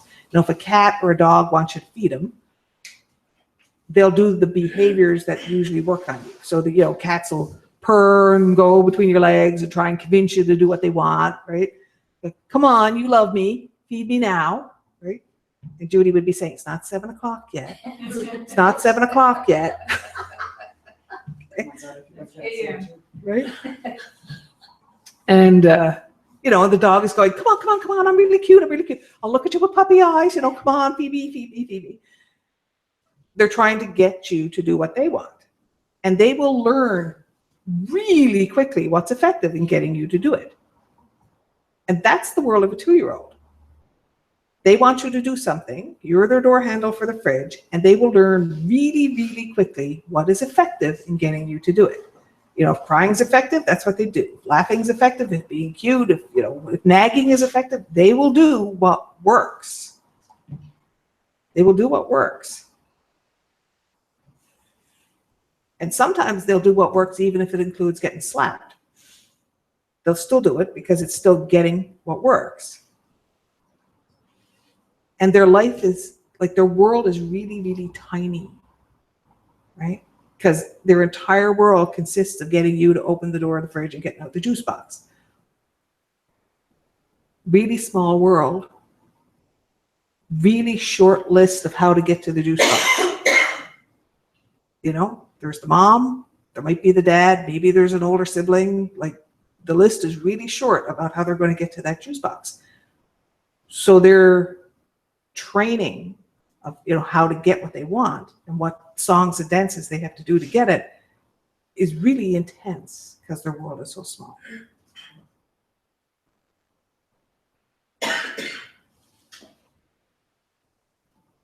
And their idea of what the world is like has a lot to do with what they expect to find inside that fridge and whether they feel like it is in fact accessible.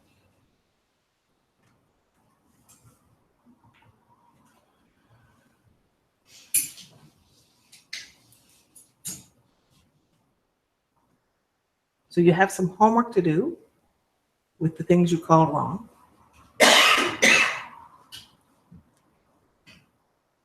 And that's to build your belief that you are competent to take care of the child inside you, that they are safe with you, that they are safe with you and you dealing with the world.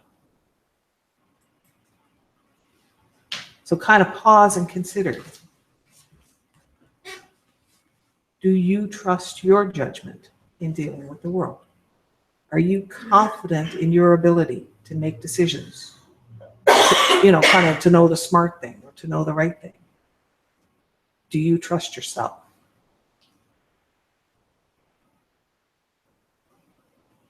And if there's a yes, but, then the answer is actually no.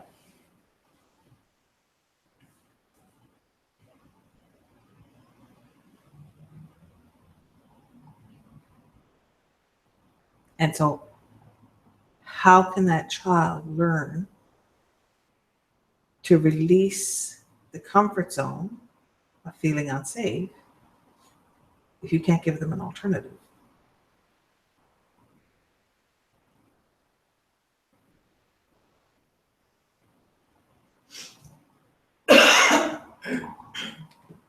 Okay.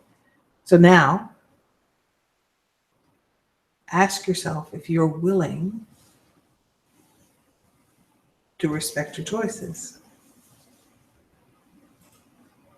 Because you could do something today that you consider a mistake later. Say, oh, well, I should have done the other thing. You know, I should have taken the red pill. The thing is, what you know is, whatever it was that you did, there's a real and valid reason why you did it.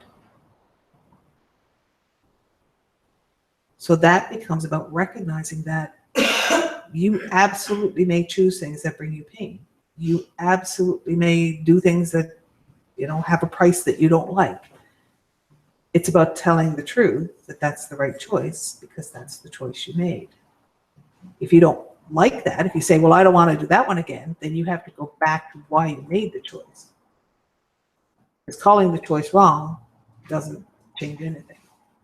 You have to go back to the reasons you made the choice so that then you can make a different choice. If you don't challenge those values, if you don't challenge those patterns, you're going to do the same thing again because you're going to execute the same pattern.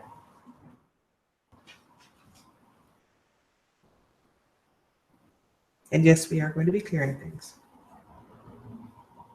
So I can feel people going, okay, that's a lot you got stacked up there. When do we start moving it? Well, and I want to get to the karma piece, you know, before we start moving it so that we can clear it all the way. Okay. So building your ability to be willing to have faith in yourself, to say, all right, you know, I'm going to make the right choice. And that choice is a product of my values. So if I question my choice, it's about challenging my values and re-examining those. If I don't like the result of it, then it's about telling the truth about price. That allows you to have the self-worth to feel competent to deal with life so that you can keep that child safe, so that you can keep you safe. This doesn't mean there won't be any shit in your life. It means that you can deal with it. And so there's a point where you have to say, well, okay, so maybe I can deal with flat tires and I can deal with whatever. But at some point, if some guy pulled a gun and shot me, then, you know, there's not much I can do about that. I'm going to be dead. And now we're back to the inner peace part, which is if it came down to that, then that's what it is. You can't stop shit from happening. You can change how you experience it so you feel right. So even if it came to that ultimate thing where you ended up dead, it can still be right.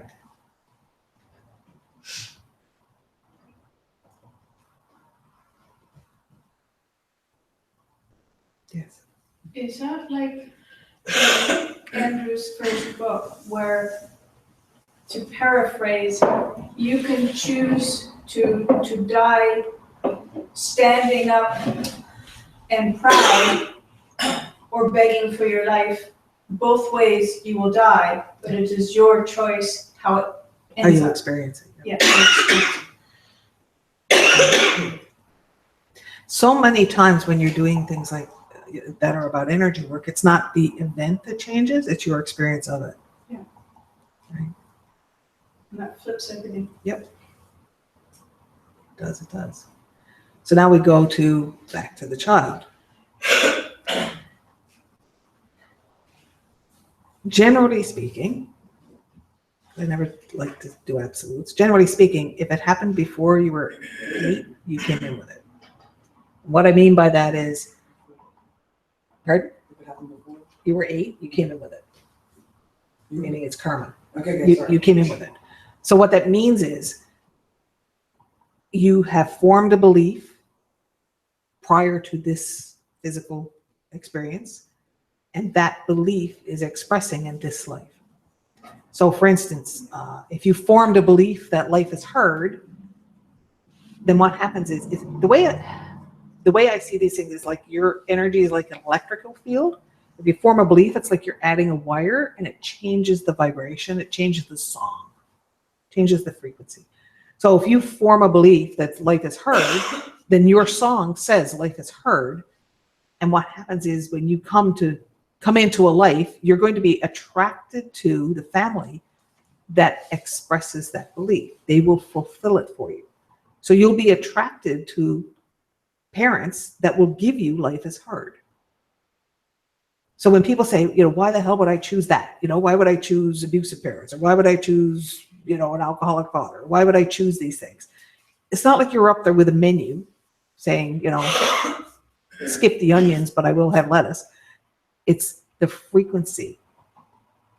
It's the frequency. It's like you come in with a song, and it's the song that you're singing that picks where you end up. So if you come in with, nobody appreciates me, then that's what you will find. And it's not conscious. It's all vibration. Okay. So if you think the child who feels unsafe,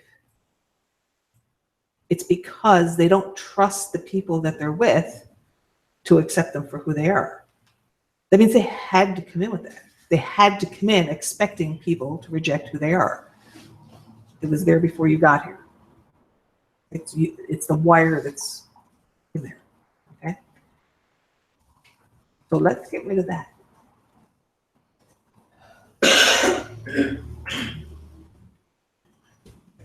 Let's get rid of that one. Yes.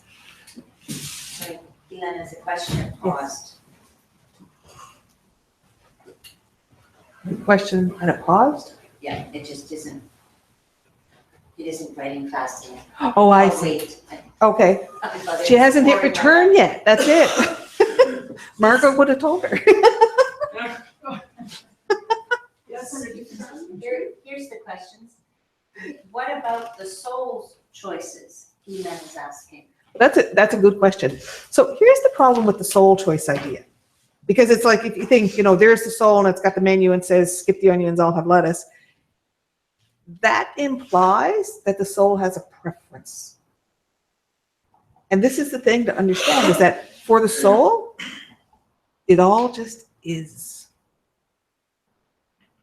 So the soul is outside time and outside space. So if you think, well, I'd rather have a red hat or I'd rather have a green hat. For the soul, all of the lifetimes exist at once, so it has all of the hats. So the idea of a soul having a preference, it doesn't make sense because there's no limit. There is nothing that doesn't exist. It all is. Okay?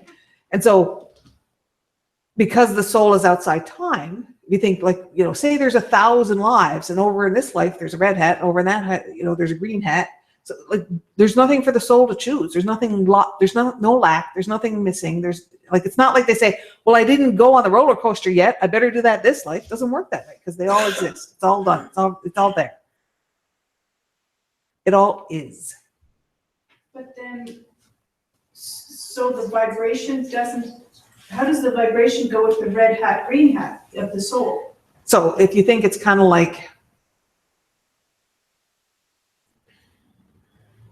they're all forms of expression. So if you think, okay, at some life, if I was an orchestra, at some life I've got all of the instruments, then there is a life where you picked the violin, and there is a life where you picked, I don't know, flute. They all exist. To say that the soul chose it doesn't make sense because it's all there. The vibration is just filtered. Right? So you could say, well, in this life, I picked the violin, and that's where that is expressing. And it's kind of like, you know, I've heard people say, oh, well, it's like a school and you grow up kind of thing and you learn it. That's just not true, because the idea that there's something to learn for your soul doesn't compute, because your soul, it's all there. Like there's no linear. There's expression. So, you know, over here, it's playing the violin, and over here, it's playing the cello. It's all expressing. So this is an expression, right? So in the same way, you might have a red hat and a green hat. Today, you might wear the red hat. Tomorrow, you might wear the green hat. The thing is, for the soul, that's all happening at once. And so there's no absence or presence of a red hat or a green hat, because they're all there. And if you think, well, okay, there is a red hat, yes, we're in the place where there is a red hat. There is also a place where there's a green hat. Yes. So Milan's asking, does the soul come into this life for a reason, or just comes? And does it always keep coming over and over, or stop at some point? And do we live many lives out at the same time, or in what we call time? And that's where it becomes a challenge. So the idea of over and over again implies one after the other. And so for the soul, that doesn't exist. For the soul, they're all happening. The whole orchestra is going at the same time. The soul is outside time. The idea of linear only happens here. It only exists here, right? So you have to have a body to have time. You have to be in physical reality for time to exist. For the soul, there is no time. So there are many, many lives. For the soul, they're all happening at once. Did I get them all? Because I think there were 3, and I think I only answered 2. There was the soul come into this life for a reason. Oh, that was the one I didn't answer. So define reason, because like people do this thing where they say, you know, I have a soul purpose. And so it's like, there's this thing like my soul purpose is to climb Mount Everest. So sometime in my life, I have to do that. And then my life is complete. Oh, no, just no, just no. Okay. This is an expression. Like this is an expression. So for the soul, it's like the idea of something like climbing Mount Everest being your soul purpose just doesn't even compute, because it's a do. Souls are into being, right? Souls being. So you could say, well, okay, so what's the violin of that? Is that too many metaphors? It can be. So, because I said, like, if you think there's all these different lives, if you think of them sort of like, here's the orchestra, and in this life you got a violin, and in this life you got an oboe. You know, if you say, well, okay, in this life I want to climb Mount Everest, that's the violin part. Like it's this belongs to a specific life. That's an expression. But you can't fail at your life. Like you just can't, because that's like if you had a blank wall and a bunch of kinds of paint and you threw the paint at the wall, you can't fail at it. This is the thing about a life, is you can't do it wrong because you lived it. Even if you lived it for a second, even if you were aborted, like, you know, even if you were a miscarriage, you lived it, you did it. You can't do it wrong. And so people keep looking for something like soul purpose to define right for them. And that's because of green box trauma. That's because they're looking for something outside themselves to define their worth and to define what right is.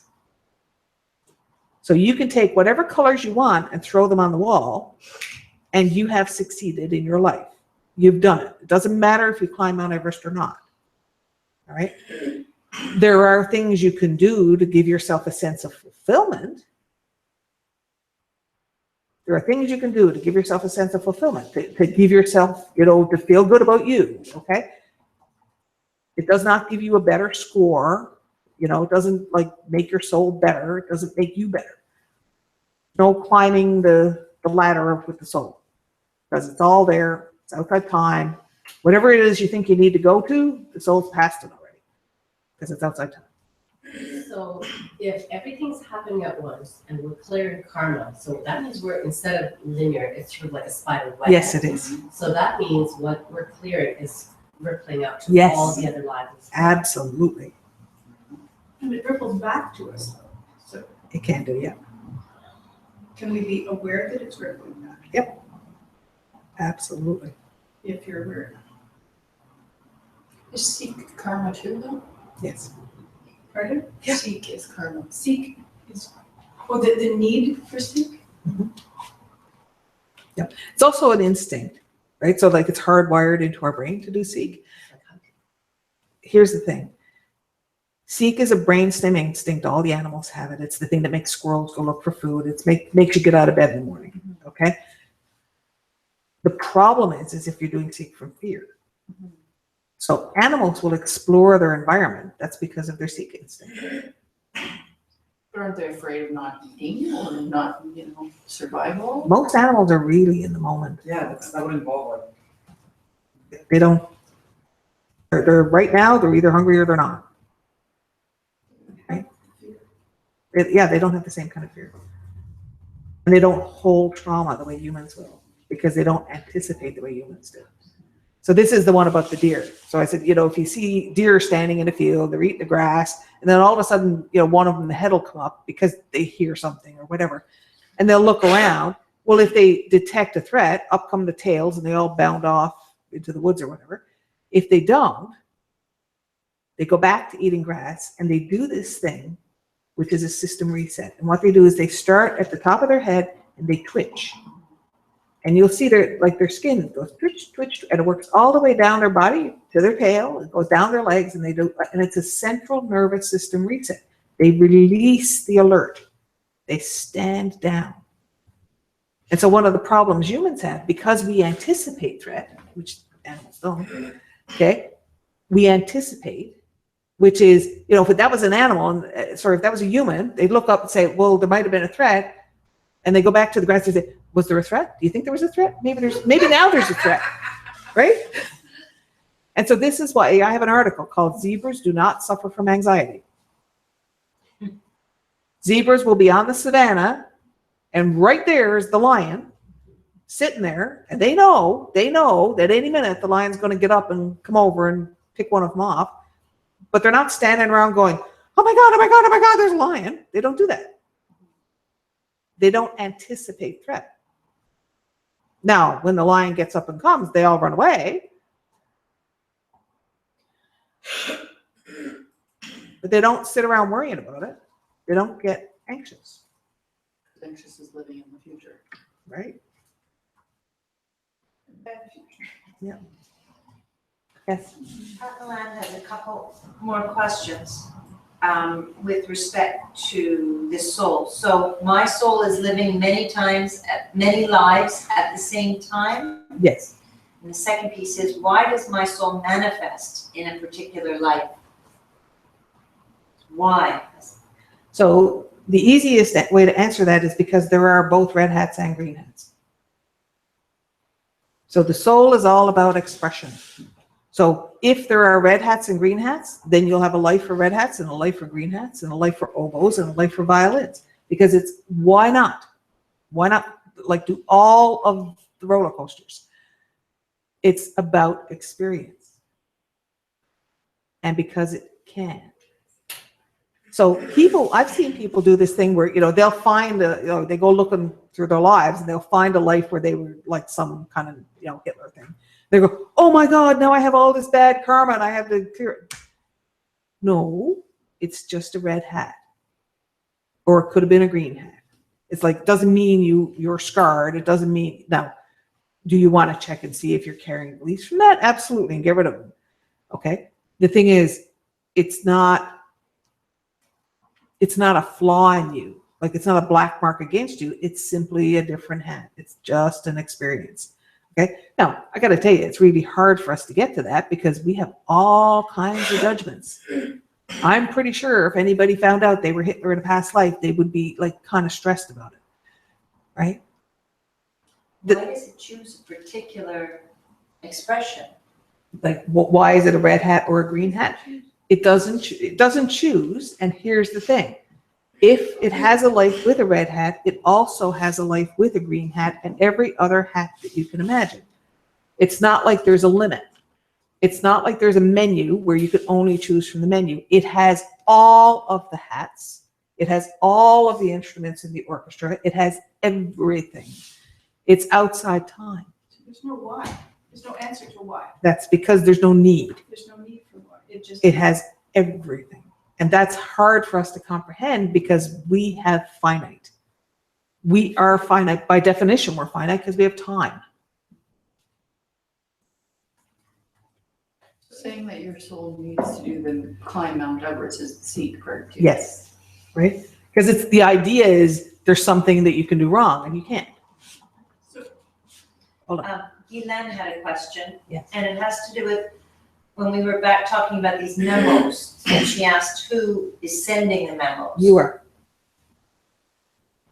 The person sending the memos is you. You send them to yourself. Here's how that looks. If you go back to what I said about the emotion is the magnet. Okay? So if you have an experience in your life of, if you grew up, if you were criticized a lot, then being criticized becomes your comfort zone. Okay? So then what's going to happen is you're going to recreate that criticism comfort zone. So you're going to get things that are experiences of being criticized. The thing is, it automatically exists that there are experiences of not being criticized. And all of those choices are available to you. They all exist all the time. What changes is your ability to perceive them. So if you've been criticized your whole life, you may not be able to recognize something that isn't criticism. And that's the kind of person who, if you say good day to them, they think you're calling them wrong. I've seen lots of that. So the memos are literally your capacity for choice. They're opportunities. And you either can see them or you can't. They exist whether you see them or not.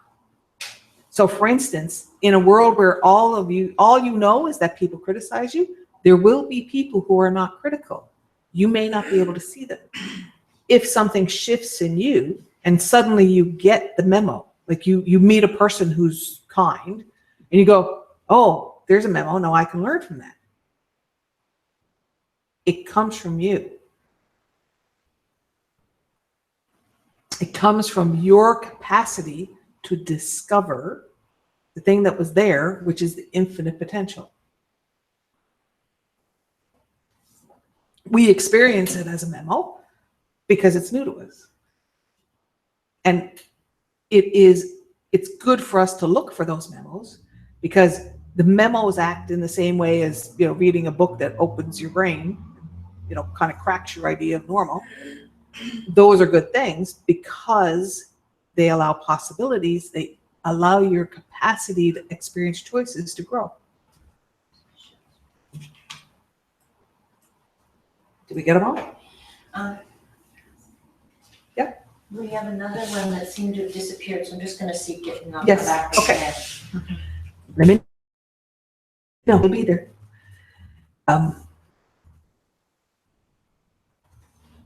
I think what happens, when you kind of sit back and you can see this, it does bend your brain a bit because here's the problem.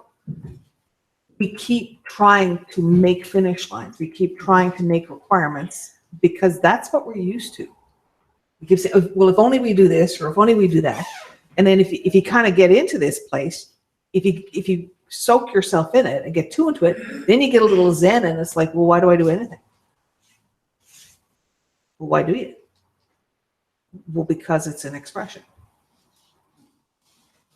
So it's kind of like this. If I took you and I locked you in a room and the only thing in the room, we'll say toilet because we're women, if there's a toilet, say there's a piano. If I locked you in a room, after a while, you're going to go check out the piano. Because out of sheer boredom, you'll go check out the piano. Right? So the idea of having a life where, you're not exploring and not expressing, it kind of and you can argue that, people who live gray lives where they work in a cubicle and go home and, live in a box, they have a very limited expression. The thing is, it's still an expression. Ants are not wrong either. Right? So I think one of the things we like to do is we like to say, people who live very limited worker ant lives are somehow less than people who climb Mount Everest. And I don't agree with that. They're both expressions. And it's not one is better than the other, because here's the thing. Whether you're in the climb Mount Everest life or the worker ant life, you have another life where you're the other one. Right?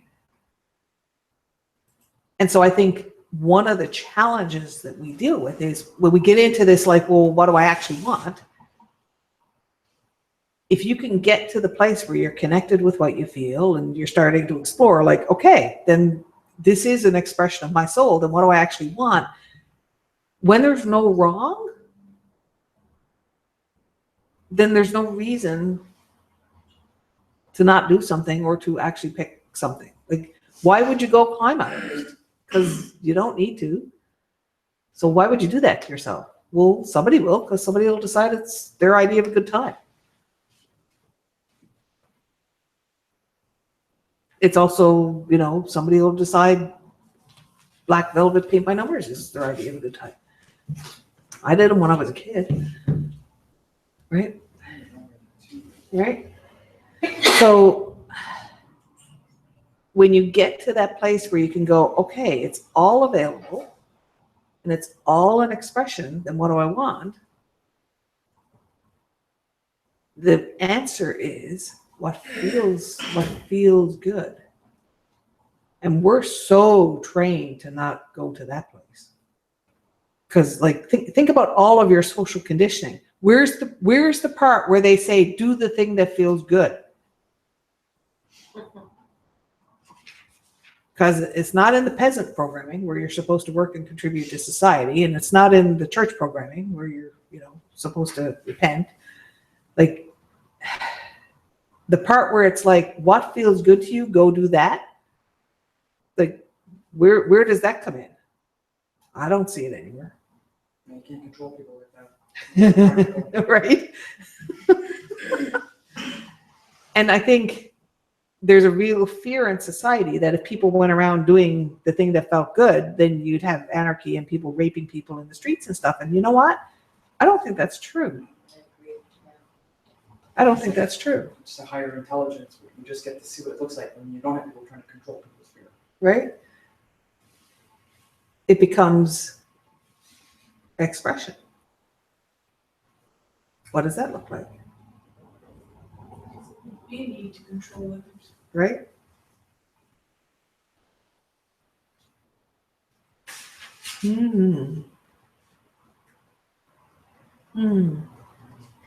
And if you get to that place, then you have self-worth.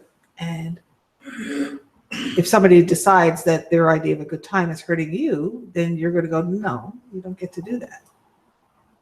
Because that wouldn't feel good for me. And it wouldn't be a question of, obligation or being nice or, towing the line or any of that. It'd be like, yeah, no, doesn't work for me. So we're not doing that. Whole different idea, whole different concept. Okay, let's go back to the child.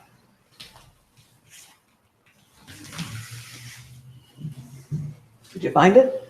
No, she did take it offline. Okay. She thought it would take us off track. Okay. So we have an expectation coming in that life will be hard. We have expectations that, basically we're not allowed to be who we are. We have this whole human condition thing, which is about limiting our expression to conform with other people's normal. Right?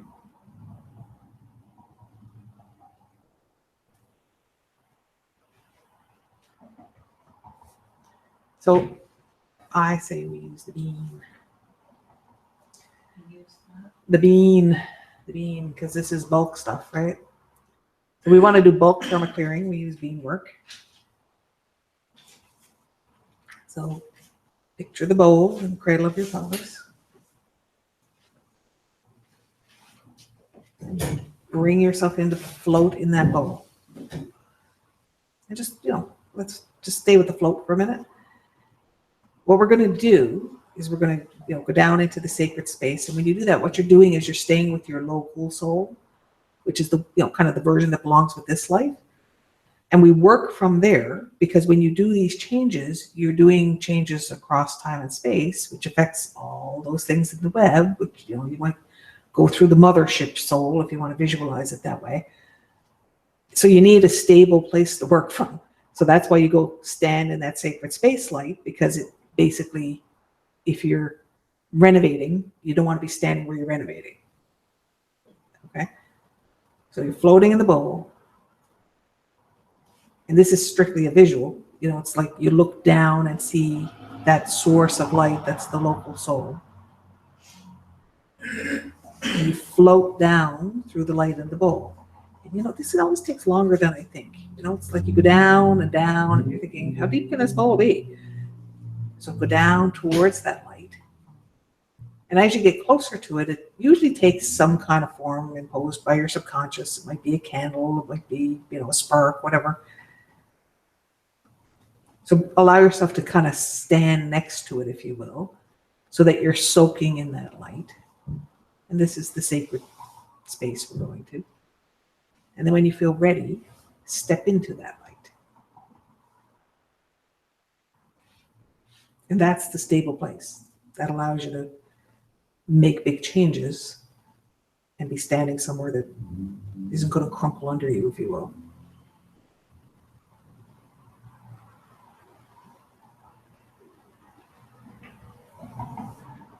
So when we do beam work, we're like, if there's lingo out there, like you're rewriting your Akashic records, or you're clearing your karma, or you're, releasing those belief wires, however you want to visualize it is fine. The key is to understand it is about a belief. You hold these beliefs, and sometimes you hold them because, as if you've had human lives, how many times have you heard, your value is only what your work is, or like people are only interested in what you contribute. They don't care who you are or what you are. If you think in terms of history, there's an awful lot of history where human lives are not valued. And frankly, I'm going to argue that they're not valued today. There's a lot of propaganda that says individuality and humans are valued, and at the same time, government decisions are often based on corporate influence, and certainly corporate, decisions are often based on profit. So I think it's a delusion that human life is valued. It may be valued by individuals.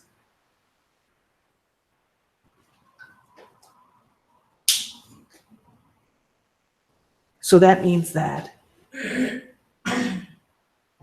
when you challenge yourself to find self-worth, that other people's normal contradicts self-worth. Because other people's normal is that profit is more important. Other people's normal is that you sacrifice yourself for the tribe. Self-worth is not a quote normal. That's why it's really important to understand choosing how you interact, so that you have that ability to protect yourself in your choice. All right, so standing in that light.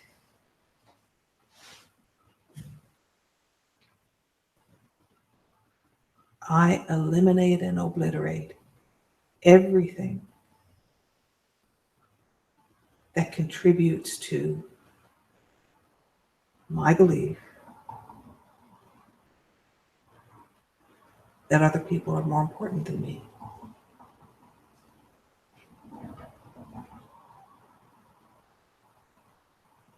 Sometimes when you do this, you'll feel stuff in the top of your head. That's because it's your pineal gland. I think it's pineal, isn't it?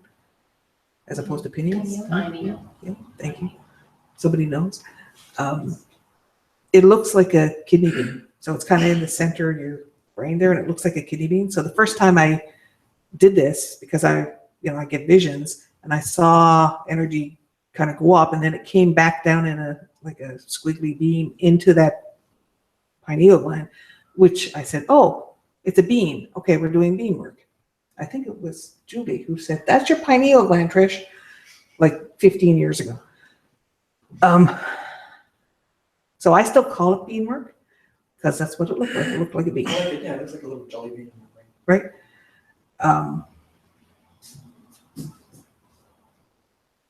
So if you feel that on the top of your, like if you feel that in your head, that's you're not crazy. Okay, I eliminate and obliterate everything of the belief that I am less.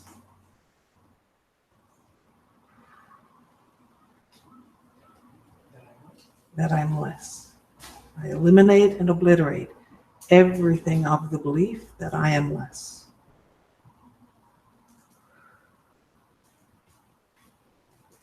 I eliminate and obliterate anything that interferes with my ability to feel and know my worth.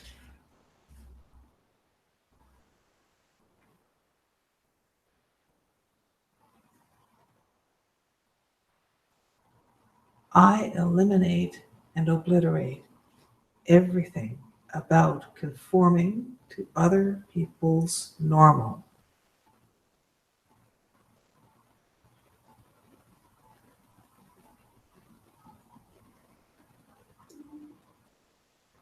I eliminate and obliterate anything that interferes with my ability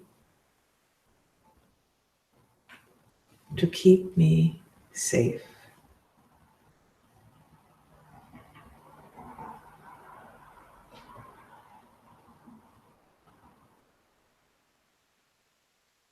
I eliminate and obliterate anything that interferes with my choices of expression. I just got a whole bunch of squawks on that one. So here's the thing, having the choices available is the key. Then your values will decide what choices you access. So it's allowing yourself to know, yes, you could decide to be an axe murderer. Your values will determine whether you actually act on that. The reason you want them available to you is because if you say, no, I can never be an axe murderer, it breaks your ability to protect yourself. It's like when you teach the toddler, don't ever bite, then they can't even bite someone who hurts them. So understand, you have values. Your own values will determine the choices you make. Allowing all the choices to be available allows you to access skills and perceptions and to understand strategies that you would forbid yourself.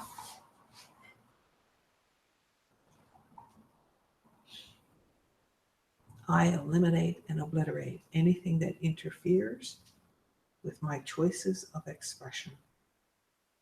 That's better. Last time I got a whole bunch of shrieking.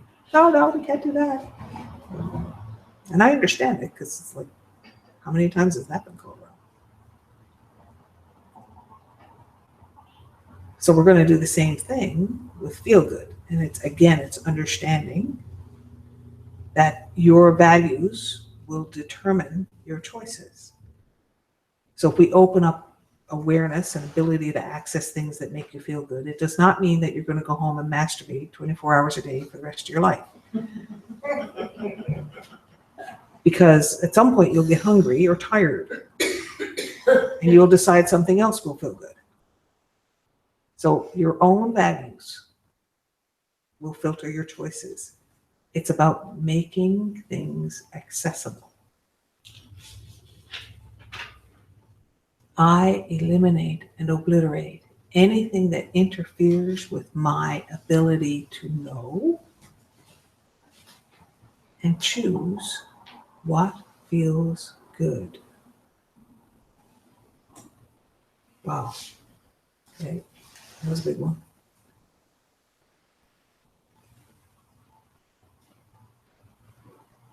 Let's do that again. I eliminate and obliterate anything that interferes with my ability to know and choose what feels good.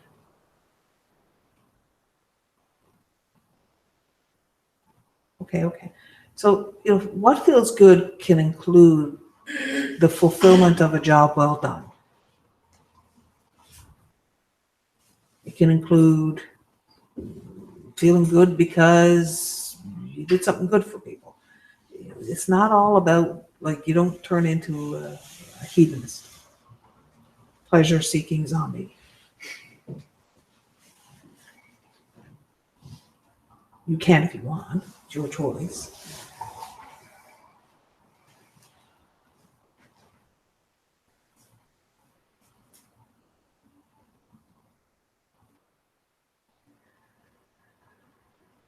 Okay, what's that? Why? Okay. All right. I eliminate and obliterate anything that interferes with my ability to know and express my own motivation. That was interesting wording, to express my own motivation, which is basically to motivate yourself.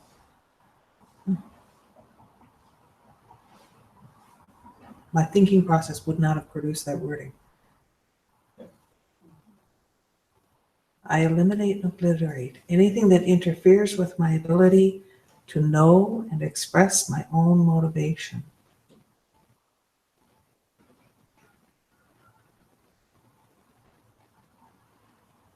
I eliminate, obliterate anything that interferes with my ability to motivate my own expression. Well, that's interesting.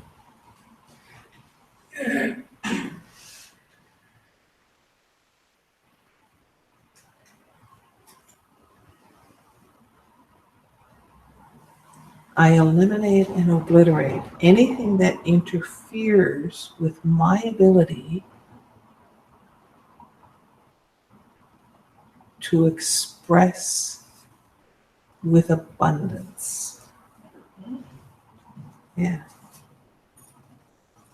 I eliminate and obliterate anything that interferes with my ability to express with abundance.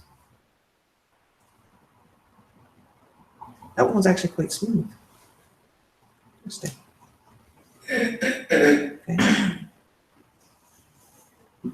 All right, check and see anything dinging, anything calling out. All good? All right, I was already making, asking for, offering for. That's okay. Well, okay, we'll get to that after.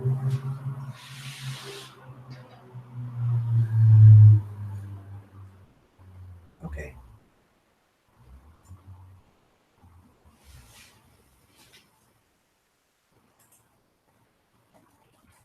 All right. So let's do some breathing here. So breathe into the sacred space light. As you breathe out, flush that light out through. So flush it out through your body, your energy, and through time and across time. Flush out whatever needs to go. This helps your body detox. It helps any patterns in your energy release, and through time and across time.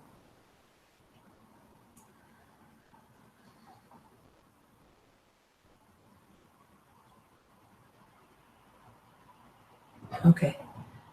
So we have to clear some bindings. Right? So a binding occurs when you make a vow in a life that you believe should cross lives. So, it's that, like, I'll love you till the end of time, or somebody, like, especially people who make vows of religious service, they basically, they bind their soul. And they believe that's the right thing to do.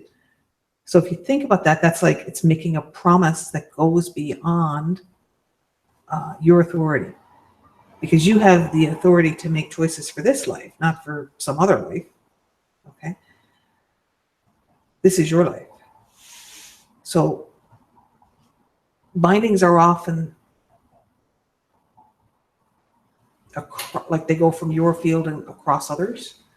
So if you just think about the fact that they exist and use the sacred space breath, just think about like letting them melt. So anything that's, you can name it all the bindings you're willing to release, or you can say all the ones that connected to what we did. So just breathing into the light. As you breathe out, flush. And let the light take care of it. Let the light just dissolve those away.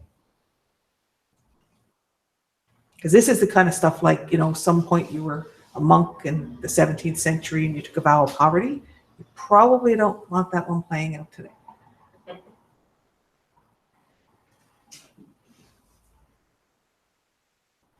Palpitations, or just. Yeah, you're terrifying yourself. All right. So, protecting you. Okay. Breathe into the light. As you breathe out, flush.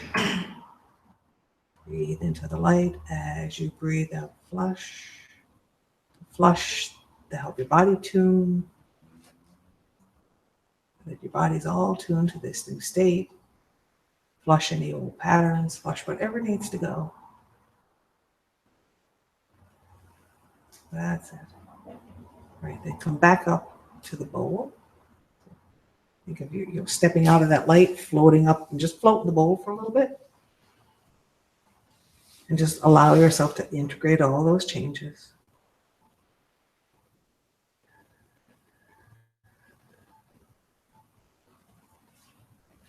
Think of that light giving your body comfort and approval, acceptance, love.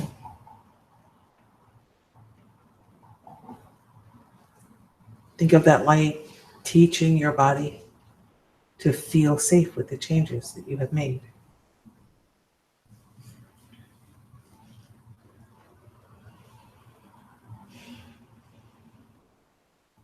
And then when you feel ready, come on back.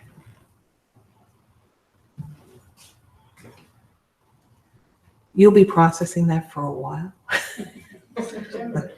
Yep, months, for sure months. People at home they don't have to go anywhere. So make sure that you're very grounded before you try to drive.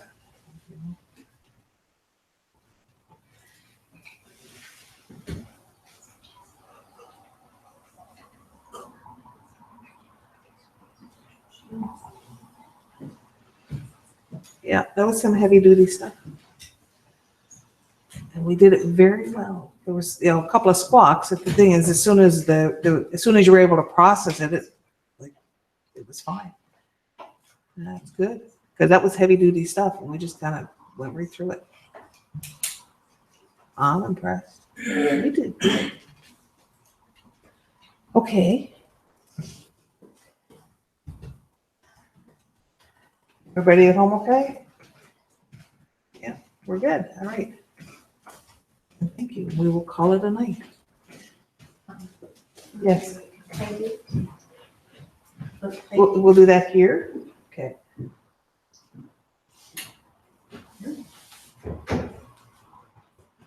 All right, so you can stop the broadcast. Remember that part?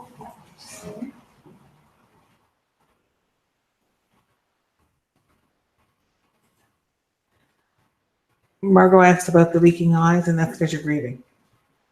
Just one side, because that's the right. Yes, and so the right is about fulfillment. And Julie